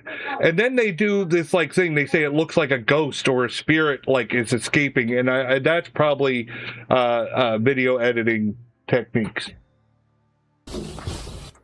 Those silence parts, it's just me. I cut the music out, but I want you to still hear. So that's the clip. I'm watching this at 3 a.m. It's not that late here, but damn. Clips where, it's the witching hour. Now you're going to be haunted too by ghosts in your sock drawer. It shows you the inside and there's nothing in there. But they're the ones that steal your left sock all the time. It's easy to fake. You can have someone in there. Shut up. They can break the glass from the inside, because if you see what it looks like, wait, let me find it for you so you can see what it looks like. There we go. That's the inside. So you just have the glass. There's no backing from the cupboard itself. It's the backing is the glass. That's what's there. So this is what they show later on. So to me, someone is just in there and then they break the glass. Yeah, see, I said someone was in there. I suspected it was like with a BB gun or something. This mark over here, you see this mark, and then when the breaking happens, the mark disappears. So I think there was some masking going on to mask out who was in there, but I don't know why they would mask it in such a way that the mark on the actual cabinet disappears. That doesn't make sense to me. Mm-hmm. So, but the mark on the cabinet's there the entire time, and then as the breaking happens, the mark disappears. But why that affected? Well, something definitely broke out from the inside. I have no idea why they mask it in such a way. It's a weird way to mask something, but it worked because it fooled a lot of people. But in this instance, this is. It didn't fool me. As Mark is filming the outside of the hotel late one night, he captures this. Oh, I saw this. So you're gonna struggle to hear him. I just got the music out, so. I'm not kidding. I just saw someone move in that window. A lot of this was, trust me, bro. They're like, that door is open and no one ever goes in there, and this and that. But I suspected that it could also have been a shadow somewhere else. But what's especially creepy is that this room is closed and locked off, inaccessible to the public. So that's always the case, right? Yeah. He's randomly filming the building, and at that time, and to be fair, they did have a video before where they said that there was this castle, and the strange part was where they saw something. It was closed to the public and completely inaccessible. And then you look at the same building; it's right next to the sidewalk. You can walk up from the sidewalk to that location. It's like, oh yeah, totally inaccessible. You guys are the bastion of honesty. Someone appears right there, but you can't actually see them. They just half appear, half slide in there. Oh no, I ate a peanut butter at 3 a.m. I'm turning into a nut. And then... Well, I know, I've already got a pair of those. That part is locked off to the public. But what's especially creepy is that this room is closed and locked off, inaccessible to the public. So that, all of that, the setup, everything, tells me it's 100% fake. Someone's in there. They planned this entire thing. But once again, to convince the believers in this that is the case, it's gonna be. It's not possible. It's not gonna be possible. But that is fake. So one of the women snapped a live photo on her iPhone and captured this.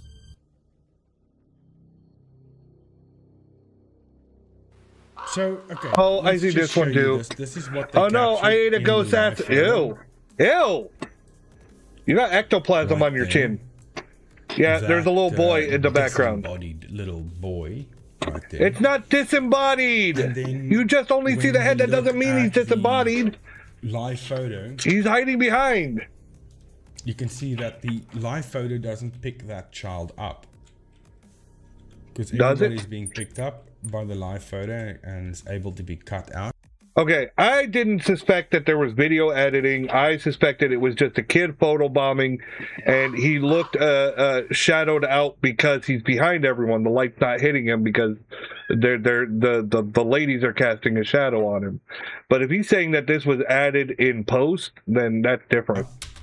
And then you have this animation running over it, but it misses the boy. But also very easy to fake, easy to put that in afterwards, and then have the all of this can be remade. The fact that we can see, this is the other thing. This is the thing that makes no sense. The fact that we can see in the photo that that child is there, but the AI can't see it in the image itself, makes zero sense. The AI would have picked that up if that happened during, if that was in there during the AI selection, when the AI took that. Okay. If that makes any sense. If we can see it, the AI should see it. So that's so stupid. Same with this one. She took a photo and this is what she saw. He's going to tell you now. I thought it was a painting on the wall or something. Man with indistinct features Simon says, "Eat my ass." Watching them. The couple claims that the strange man Fly. Why is the ghost named Simon? Was not there when they...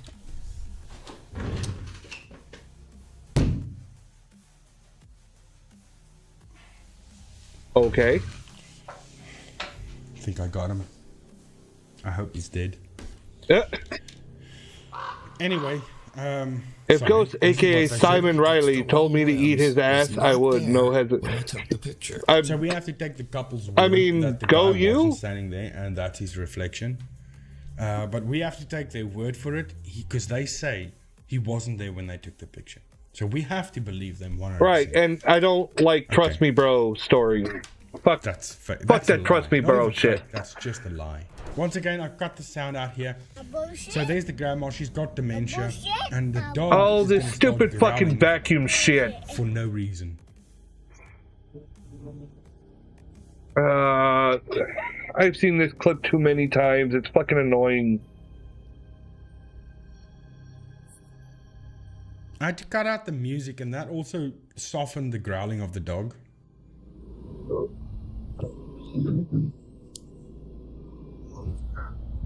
Yeah, well, grandma's got dementia, and here comes the vacuum. And you know, dogs tend to be afraid of vacuums. So is it really strange for a dog to growl at a vacuum? Nick's grandmother's dog starts to growl toward the kitchen for no reason. So for the no vacuum reason, is the reason. The little robot Bitch, that's a Roomba. A Roomba's a vacuum. It's an automated vacuum, and you know it. Vacuum cleaners. My animals specifically are, well, my cats. They are very scared. They puff up. They look to where the vacuum is. My dog ain't afraid of vacuums. She attacks them. It is. Well, did you hear the dog growling? It's the Roomba. The dog is growling at the Roomba. Right.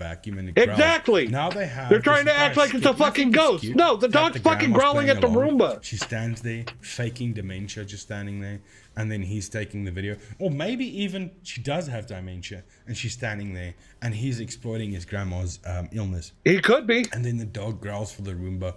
But I thought that he was exploiting his grandma's illness. The grandma, she's fine, and this is just a skit for them. They just make fake paranormal videos this way. No, clearly it's a ghost Roomba. Clearly, it must be. That's the only way. So this is fake, 100% fake. Ya bener, bener sampean, Apa jenenge? Okay, yeah. This one, he gets out of the truck is stalled.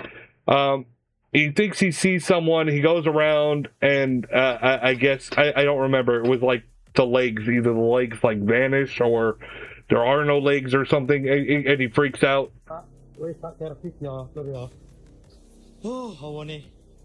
Sam can't understand what's wrong because he says that he's just recently had the truck checked and serviced. And this is when things take a terrifying turn. Okay, I'm just going to stop it there. Damn it, Simon! In my opinion. Knows, even normal vehicles if you have a brain, when your vehicle breaks down, you don't keep all the lights on possible on that vehicle because it's going to drain the battery. Yeah. And if someone is going to come and help you, there's going to be no battery left to check what the problem is to try and start the vehicle or something.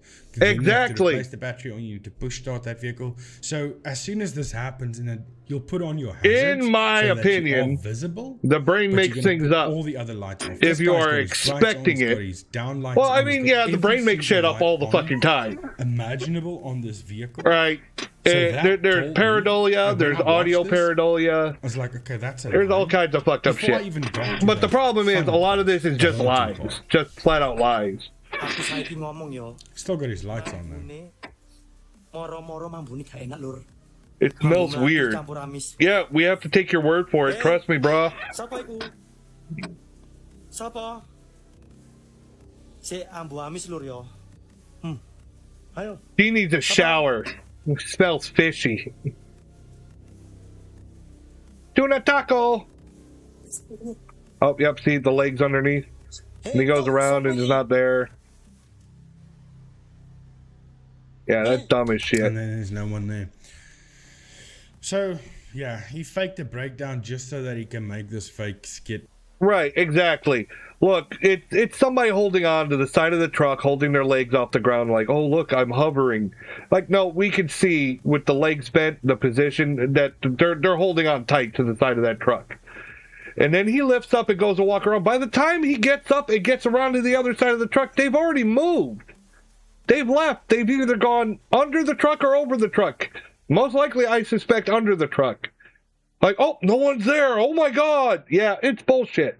Oh, it smells of fish, and then looks down, knows exactly where to look, and then sees someone's feet there. But there was an edit in this video as well, because I'm going frame by frame now. I'm going backwards. So now I'm going to go forward, frame by frame. Look at what's happening. So he sees the feet right there, and then it skips. There. So look at that. Yeah, they probably couldn't hold themselves up, and they had to take another shot. Why was there a skip there? There's a jump cut. I think he paused the camera and said to him, okay, listen, just keep hanging, don't move, but I'm gonna say this word, and then you're gonna jump off and run to the front of the truck, because I'm gonna move to the back to see if I can see you, but I should not see you. Right. And run and hide. And that's why he paused the video. You see that? And then he runs around and then... Oh, look, there's nobody there. Yep. Ta-da! Yeah, surprising how that works. Fake. This entire thing smells fishy to me. To the bonus clip. I know this is fake. Bonus clip! But I don't know how they did it. That's the thing. Oh, he knows it's fake, but he doesn't know how they faked it. Okay. That's what's bothering me in this one. So... Let's see. If I play this, don't go, yep, that's how they did it. Have a think about it. Think first before you comment. Because I'd like to revisit this. Okay, I'm curious too. I want to see it. Hey, BJ, let's play Among Us. In my lobby, I have 0 vent cooldown. No. Shifters don't unshift these. I've covered this one. It pisses me off. I know how they did it. I had to think about this. Because I brought it up several times after seeing this clip several times. All right, there is not a person on their porch, but there is a light source. They're using the light source to cast the shadow. That's all they're doing, is they're casting a shadow on the door. If he goes out there and looks, no one's going to be there because he's not looking at the light source where the actual person is. You don't have to be at the door to cast a shadow, just near where the light source is. Zelda needs a 30-second cooldown. No, I don't. Yes, you do.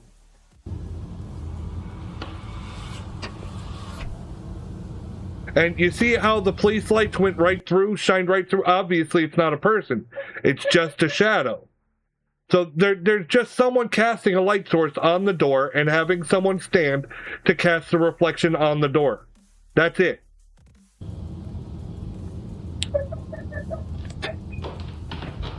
What in the actual hell?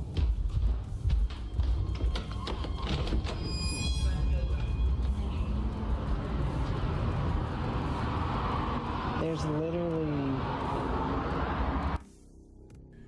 How did they do this? Because I thought maybe there was someone close to the spotlight, and as he got closer, he paused. They ran away.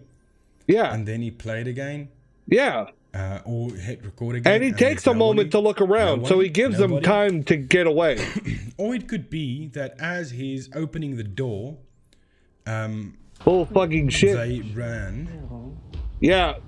So yeah. from here, Jen needs a 1 minute cooldown. Ran away. But only Jen. And as he's opening the door, they are gone. They could be crouched down to the right of the door, because he's not showing us that part.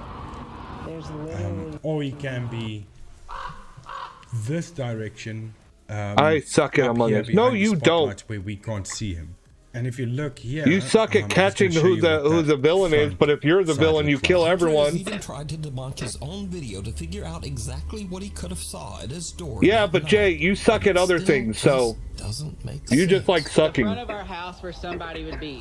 For them to run, where would they? They could, because the spotlight, and we couldn't see this part of the house because the spotlight was in the camera lens. Yep. It goes straight out. That spotlight right there was in the camera lane, so we couldn't see. But I think maybe they was doing my little nub. Oh my god! Because when he came out, you guys are awful. This part of the porch. This way, another commercial building. That don't mean shit. So, it's a short fence. Jump over it and crouch down. What do you guys think? I told you what I thought. And where could? Let me just pause that. Where could the shadow come from? Oh my god, I told you! I don't think the shadow's from the spotlight. I think they used another light for that. And the fact that you can see car lights through the shadow doesn't bother me at all. That's just normal. A shadow is... It's a shadow. It's just a shadow. You can see right through We're alone, bro. That doesn't mean you can't see. Brah. Brah, trust me, brah. This person, where were they standing? There's no one else here, brah. No one would possibly help me. From what the front of the house looks like over here, I think they ducked down and they sat here. Because they do have a Ring doorbell. Why didn't he show the Ring doorbell? Because that would have revealed their evidence. There's probably going to be some sob story about it doesn't work or someone stole the batteries or whatever. So when they when he opened up, he doesn't show that part of the porch. He only shows up until there. So they could easily be down here. Your mom is a hoe? That's my 2 cents. Oh, but other than that, I don't know how they do I know what that. HOA is. I'm stuck on that one. But that's going to be it. I hope you guys enjoyed this debunk. Please remember to it was good because it was all shit I looked at, and getting your point of view made it a lot easier. Thank you so much for watching. Goodbye.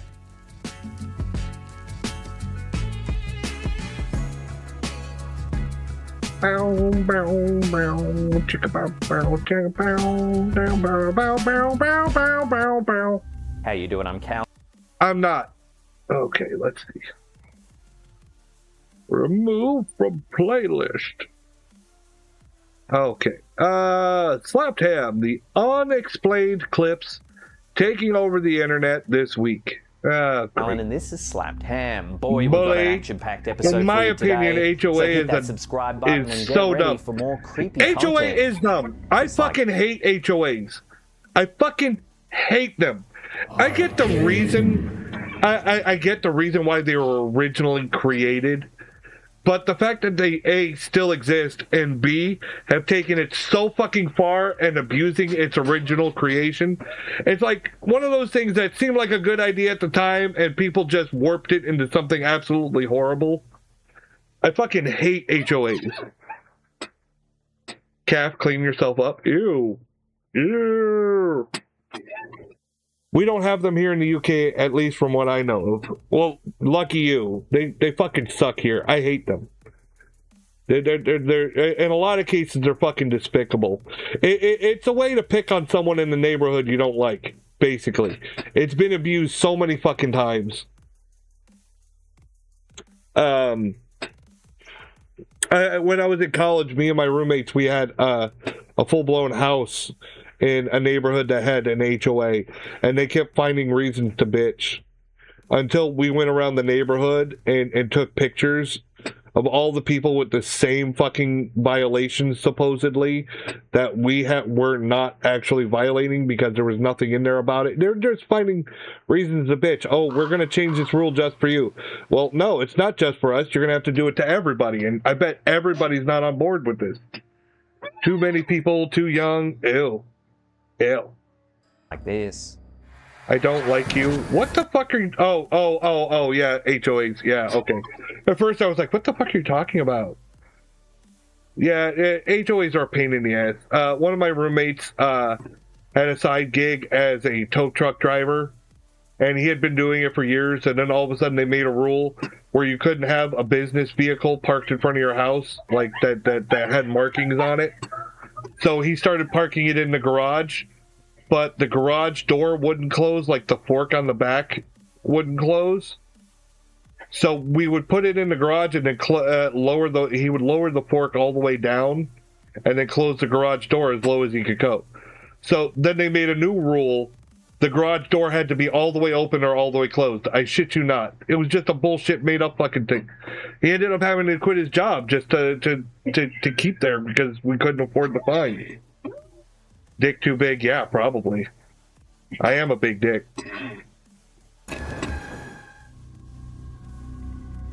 HOA suck ass. Police in the Appalachian Mountains respond to a call about strange noises echoing through the woods. Strange noises! Oh God, baby Jesus! It sounds awful. As their car rolls to a stop at the edge of a dense trail, a chilling screech rips through the night.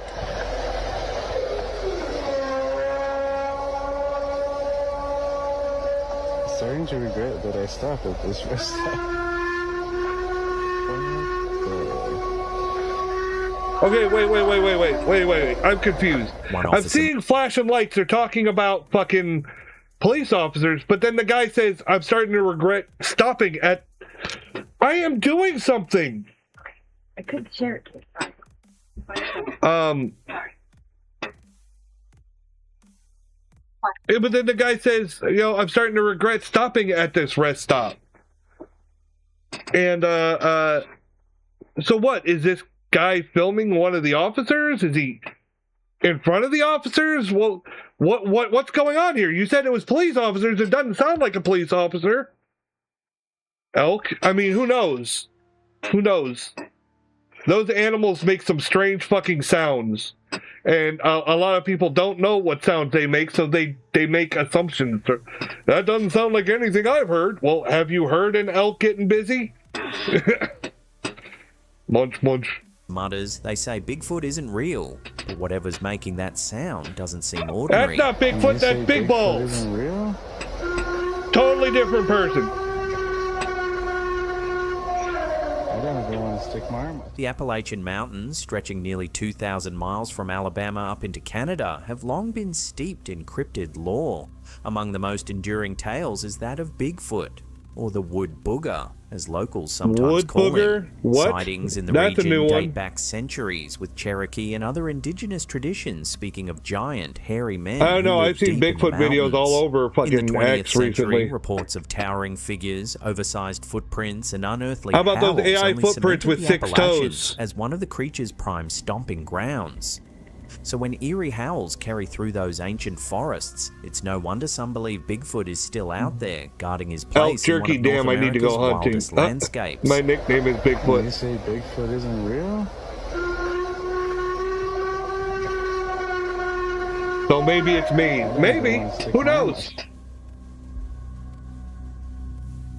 In Sandy Bay, Saskatchewan, Facebook user and local resident Jerry Bear captures eerie footage of a grocery store engulfed in flames. I mean, it's on fire. I wouldn't really As the say fire spreads, engulfed. a strange shape emerges on the wall of the building, a face-like image seemingly pressed against the smoke and fire staring outward.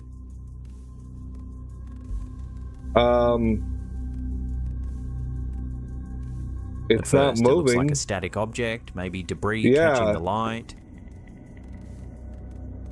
Let me guess, it moves. But just before an explosion shakes the store, the face appears to shift, almost as if it moves within the blaze.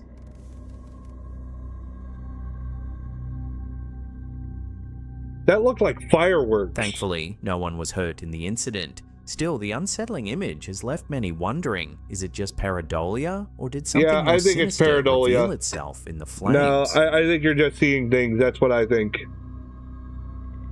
And it moved at just perfect timing all of a sudden.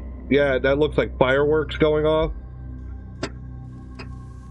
I guess we're going to call it a theory, but it lines up with everything. So even with Mountain Dew. Pareidolia? A few months back, we covered the wild theory from creator. Pareidolia is when your mind kind of fills.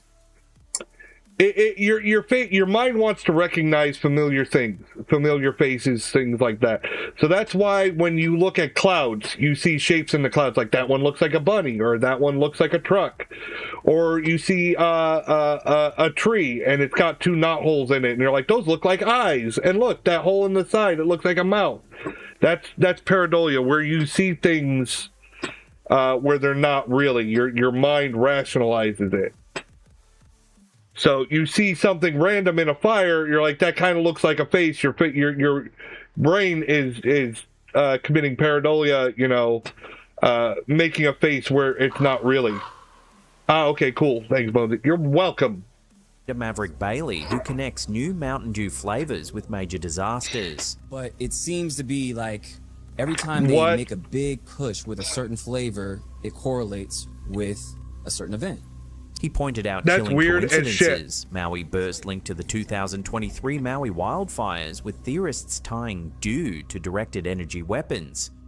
Code Red, released just months before the September 11th attacks, and Star Spangled Splash, launched in 2024, shortly before the collapse of Baltimore's Francis Scott Key Bridge. Francis Scott Key Bridge, okay? Baja Blast? What about Baja Blast? Last year called Star Spangled Splash.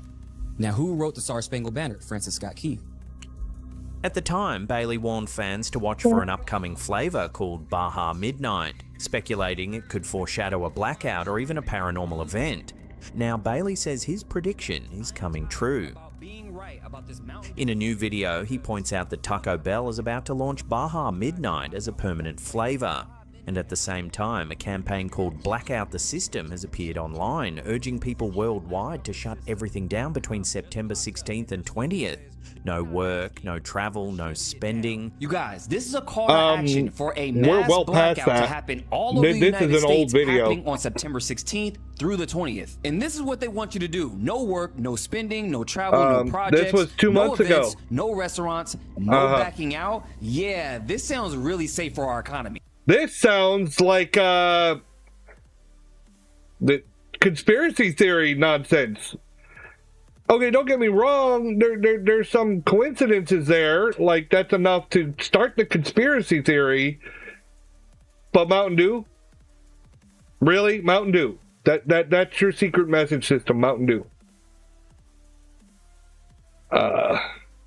That was, oh, fuck you. That was a nice flavor. Sorry, I humbly apologize for always. I don't know if this is just a USA thing, but nothing happens on those dates. Yeah. Bailey warns that such a blackout could spiral into chaos, likening it to the Purge if even police joined in. Do they not know The what kind Purge? of chaos ensues That's what from was this? going to happen in have we not September, the all Purge. seen the I mean, what if we all even missed cops it and participate in nothing this? So we happened. just have a lawless land across 50 states. Got it. He also claims that 28 countries are backing the initiative, suggesting enemies of the US might use it to weaken the grid. Not only that, Weaken the 28 grid. countries Oh around my the world God. are supporting this. Of course they would, because some of those people could be our enemies, and they want a shutdown to happen. It's Whether you fucking see it as a Mountain bizarre Dew. You're coincidence fucking or a out string there, of man. uncanny predictions, Bailey insists Mountain Dew's new Baja Midnight is the latest sign. As he puts it, I'm 30-0 at this point. So I guess it's just a coincidence. 30 and While all 0. this is going on. Yeah, Mountain 30 Dew and 0. releases I don't Baja believe you. Midnight as a permanent new flavor that they've had in 20 years. I'm 30-0 at this point. No, you're not. Crazy wackadoodle. Are you serious? Right away, dude. Paranormal investigator Jake Ghost Hunter, joined by his friend Chris, explores one of Indiana's darkest historic sites, the infamous Stark Saloon in Rosedale, better known as the Murder Saloon.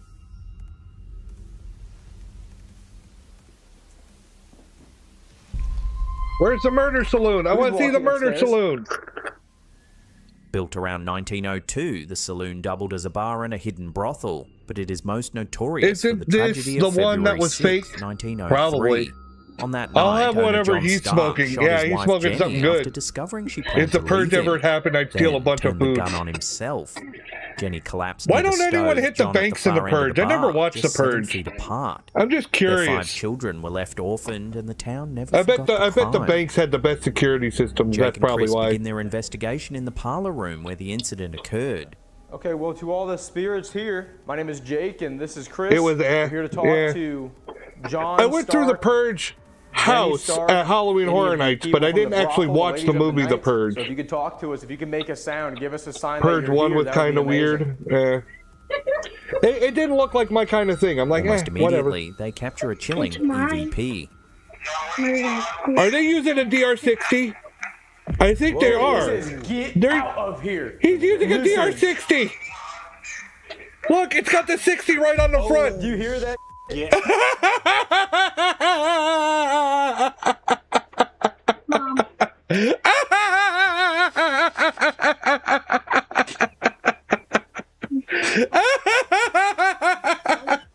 Literally just covered how the DR60 is a piece of shit and you pay a tons of money because it gives fake evidence.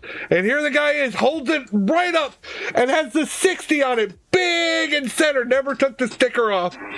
Oh my God. Yeah, your dick's a DR60, so that means it's faulty. Out of here. Get out of here. Is what he Here, wants if us you to blow do. it, it'll give you Wow, fake that's pretty evidence. crazy. No, Oh that's my good. I'm God. okay. Soon after, their devices pick up the phrase "fell to the ground," a phrase eerily consistent. It looked with like it said Jenny's shut up. It said shut up. He goes, fell to the ground. They're like, no, it said shut up. Show me the clip where it says fell to the ground. Why are you lying? I think I know why I told him that. Oh, now. Are you kidding me? Now we Fell show to it. the ground? Are you kidding me? That's Jenny, Yes, dude. it's bullshit. Or John. Isn't that? Oh That's the my God, necrophonic dude. app. It's fucking That's what bullshit. happened. He shot her. Yeah, she fell to the ground right there. The newspaper literally says she fell to the ground. Moving upstairs to the old brothel, the atmosphere turns hostile. A spirit box bursts out. All right, if I'm correct, I can't. It's been a while since I reviewed it, or I watched it on Mythos Paranormal. He talked about a bunch of these apps, and I think, if I recall, the necrophonic was made and produced by a known faker. Like, the guy has his own paranormal channel and has been caught multiple times faking evidence. And I believe he was the one that put out the necrophonic app. I mean, I may be mistaken, so I don't want to quote because I don't remember that clearly. But I do remember one of the apps was made by this guy, and I think it was the necrophonic. That's the one that sticks out to me. Threats. It said stay the out. Yeah. Dude, are you joking? We're literally in the damn brothel. Oh my God. Yeah, Whoa, you're using the that gave me a weird necrophonic vibe. and a Why do you want us to stay DR60. out? You're full of shit. And during Baker, the tense every Estes woman method I've been session, with. something Wow. creepy happens. That sounds sad. What was that? He's here. Guys, what the was that? I heard a laugh. Oh my God. There was like a... did that come through his headphones or not, dude? Oh my God, the vibe is horrible. Oh my God. Oh my Who's here? God. I feel you. The tone shifts from This tragic is so history dumb. to something far darker. No, it Jake doesn't. suspects the presence of a demonic force I'd he has say it's more encountered like far before, sadder, a malevolent entity far he calls more embarrassing. Dirty Gertie. During a solo Gertie, session, Gertie? he asks There's a directly hell of a if name demon for you. is present. Dude, I've not been this nervous in a long time. Gertie, I Gertie. feel horrible. Is there a demon here? You Just ask look straight up. horrible. Just straight up, is there a demon here? A mouthful? Okay, I'm done. It just said yes! No way!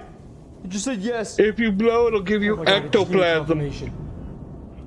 Moments later, another device I mean, if ghosts are identifies the name everywhere, Akeldama, how many a ghosts biblical have term tried to meaning fuck you in field your of sleep? blood. Or while you're Akeldama? awake, who knows? I need to look this up. If you can't feel it, does it really matter? It's a term meaning field of blood. The clue beneath leads them to the cellar.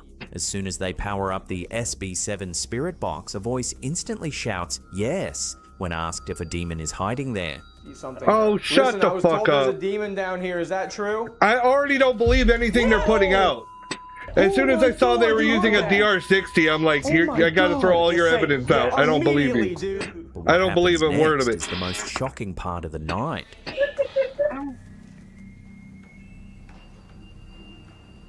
What the is that? Wait.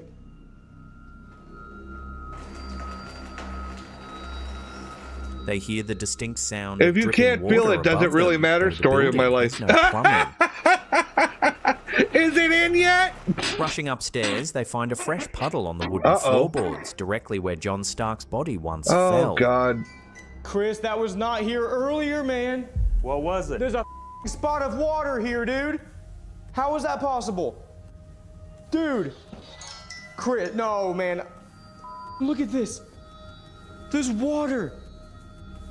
Dude. Water just spawned out of the air. Water Jake just speculates spawned the water out of may the represent air. blood dripping through the boards, a physical reenactment of the 1903 Oh, murder. fucking stop I'm serious, it. man. Water appearing is a sign of demonic hauntings. No, it isn't.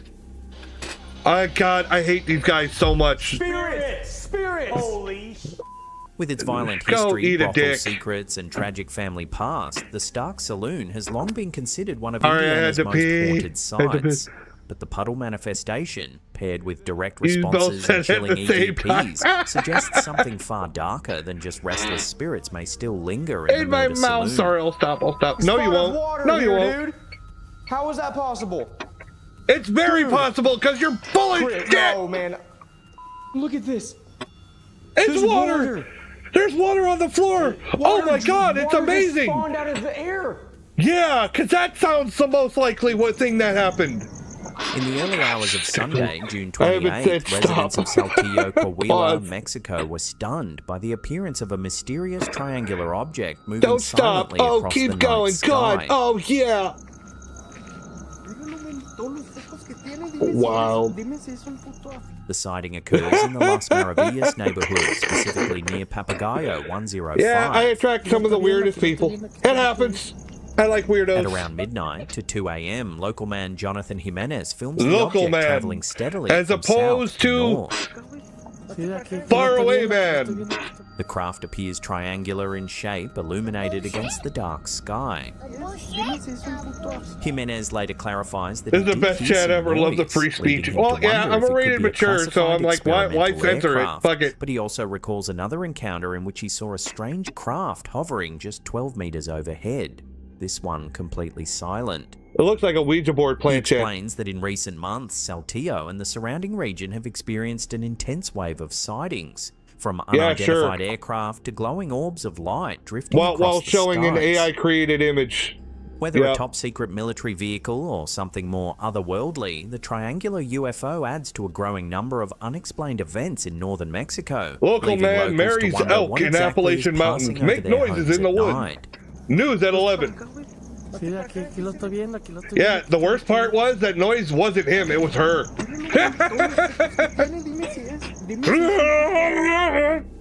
Okay, ChatGPT, give us the steps on how to teleport. In a fascinating clip, Instagram creator Crystal.Channel asks an AI to break down, step by step, how teleportation might actually work. Drop the solid It's a glowing belief. Dorito. The only reason you move from point A to point B is because you've been taught this is a physical, linear world. In a hologram, you're not actually walking anywhere, you're switching frames. The AI explains that in a holographic reality, teleportation isn't about bending Yeah, but physics, this but is rather just shifting hypothesis awareness made to by instantly people. render a new scene. Teleportation in a holographic reality isn't about breaking physics, it's about changing your location in the render instantly by shifting your point of awareness. It lays out a bold 5-step method. Drop the belief in a solid linear world. Yeah, but this Space, is it just says, hypothesis. is part of the illusion. If lock onto the target scene. This is saying if we were in a holographic world, possibly could be hypothesis. This is all just fucking people fucking. This is shit like scientists would get drunk and bullshit at the bar over. Like, well, if this thing were to happen, what do you think? Well, here's what I would do. You know, that's. If I can, I start over. Can I start over? I guess. It could have been a drone, I bet. Imagine I not just the mean, visuals, drones are a but big the thing sounds, nowadays. Every smells, time you and see even the shit in the feeling sky, under now your it's, feet. you gotta wonder Feel if it it's a as fucking now. drone. The key is convincing your nervous system you're already there. Dissolve the current scene. Yeah. Let your surroundings soften, fade, or melt away. Let the switch happen. Sometimes You're it's leaving instant, out other the times a slow if fade where you're subtle in a cues like holographic world. temperature or If lighting shift. Possibly, could be, The AI maybe. even offers an advanced fluid reality tip, a way to make the world feel like it's underwater, signaling the hologram is loosening. Right, so that fluid reality sensation is your first Oh big my sign that God. the hologram is loosening. Here's how to trigger it on purpose. Instead of locking onto objects in your environment, The AI says some wacky shit, and we're all going to believe it. Like, look, it's on a paranormal channel. The AI is ranting some crazy bullshit, so let's all believe it. Begins to ripple. Distances feel I'm going to less head to bed fixed, now. and It's the 4 a.m. environment Good night. sways as though Good night. I'm going to be submerged. wrapping up soon anyways. Good night. I got about 6 the minutes to go. solidity starts to break down. Straight lines might ripple, distances feel less fixed, and there's a kind of underwater sway to everything. That's the hologram's render engine becoming more obvious to your senses. Stay in that state, the Oh, AI shut says, the fuck and focus up. on your destination. If done correctly, the old scene dissolves and the new one loads faster, like selecting frames in a cosmic hologram. Blah, When you blah, stay blah, in that blah, state blah, and blah. focus on where you want to Why be, are we still the talking current about scene this? can Move on, dissolve, and dumbass. the new one loads much faster because you're no longer Sure, if you can roll a nat 20. I'm not drunk enough for this. Whether viewed as a metaphor for consciousness or an actual roadmap to instant travel, the explanation has blown the minds of thousands of viewers trying to imagine Hey, if what you can handle teleportation fucking might Jen and her really feel sister, then like. you can handle this. In a holographic reality isn't about breaking physics. It's about Damn it, changing your location in you the doled render a D4. instantly by Roll. shifting your point of awareness. Roll on floor laughing. A curious clip shared by UFOs and Strange Stuff shows Oh, what appears to come be a on. woman demonstrating telepathy under test conditions. Sure. How much is this bill for? It says 45.26, I think. Something like that. Sitting blindfolded, she's asked to describe object after object. But why? And to the surprise Well, of she's some just sitting- viewers, well, she people are correctly sitting there identifies them having one dinner? by one. What is this photo? Or breakfast? A little blurry. It's like a monster or something. What is that? I cannot tell what that is. It's like a painting. Can you I at don't least even know. show me? I can't see what the fuck it is. I can't tell what that is. I The can't tell what setup that seems is to be either. a pre-test before an on-stage performance that the group references in the video. Sorry to interrupt you. Do you think it's possible to not face? Do you think it's possible to train yourself to not physically face the object and be? You know what I think? Since they said this is a pre-test, I think it's a pre-show. I think this was all set up by her, and these people at the table, they're pretending that they don't know each other, and the guys at the table, all they have to do is act surprised, but they're doing it outdoors where other people can see them and go, ooh, ah, so that they'll all go to her show. That's my thought, my hypothesis. I'm not trying to get canceled. Too late. Be able to still. Yeah, You so leveled on the down. stage, Damn. Are you going to be holding? I'll be up there with you. Or whoever's holding it is going to be behind you. Great. Oh wow. That's incredible. But not everyone is convinced. Several commenters point out that the woman isn't turned away from the objects, meaning there's a chance she could still glimpse shapes or movements through tiny gaps in the blindfold. To them, it looks less like genuine psychic ability and more like a stage trick in rehearsal. Yeah, it is a stage trick in rehearsal. Whether it's evidence of hidden mental powers or just a polished illusion, the clip has stirred up plenty of debate about the boundaries between magic, mind reading, and true telepathy. What is this photo? A little blurry. It's like a monster or something. What is that? I cannot tell what that is. It's like a painting. I don't even know. It's a piece of art. I can't tell what that is. Hey, it's me, Jetpack Yeti. But you better press like and share this with your friends. It's or Callan Bigfoot. will be sad. Oh my god. A resurfaced song from rock legend Sammy Hagar has conspiracy theorists buzzing about a possible prophecy hiding in plain sight since the late 1970s. Sure, okay. What now? In 1977, Hagar released a track called Crack in the World. Unfortunately, due to copyright I got a reasons, crack in we my can't ass. play the song, but the lyrics contain a chilling passage. Just 50 more years, we're all gonna know why, when, where, how, and who gets to go. So let's all have a good time before the Great Divide, because things will start separating come 2025. Well, 2025 is almost over. Hagar's song points to It's a almost separation done. beginning in 2025 and reaching its climax 50 years from when the track was written in 2027. For some, the reference to a Great Divide sounds you've heard this one before? to today's fractured political climate, escalating global conflicts, and fears of looming societal collapse. Hagar even warns listeners to look for subtle clues that won't make the front page, hinting at hidden signs and secret knowledge that depend on which side you choose. While critics dismiss the lyrics as poetic coincidence, others argue the rock star may have tapped into something prophetic, leaving fans to wonder whether Crack in the World was just a song or a roadmap written 50 years ahead of its time. Wow, you need what for this? God damn. Well, hey, that's the end of the episode. Thank you It's so not much that for bad. watching. Click these two links here if you It's want to watch bad. more scary clips. It's not that Leave us bad. a comment down below. Hit that. Shut up, Kellen! Oh, dear Lord. No, I'm saving it. I'm saving it. I'm saving it. We're going to do that on my next stream. I just wanted to get rid of... What the fuck? Why are you giving me a hard time? Fucking... Damn it, YouTube! Okay. YouTube's acting fucking weird as shit. Stop it! Stop! What are you doing? Oh my god, the Andals. Yeah, they're just for you. And The Simpsons is from the future. Can the Andals... What the fuck? What the fuck? You got something wrong with your brain, man. What the fuck is going on with YouTube?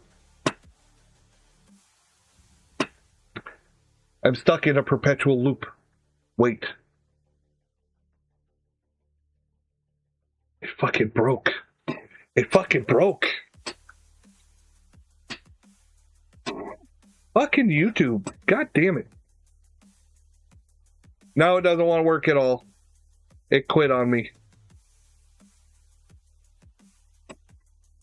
Go figure. Right at the end of my stream, everything decides it wants to break down. At least it made it. At least it made it to the end of the stream. Let's see. Exit page. Reload. Oh, dear Lord. First, YouTube's shitty customer service, and now YouTube's shitty fucking performance.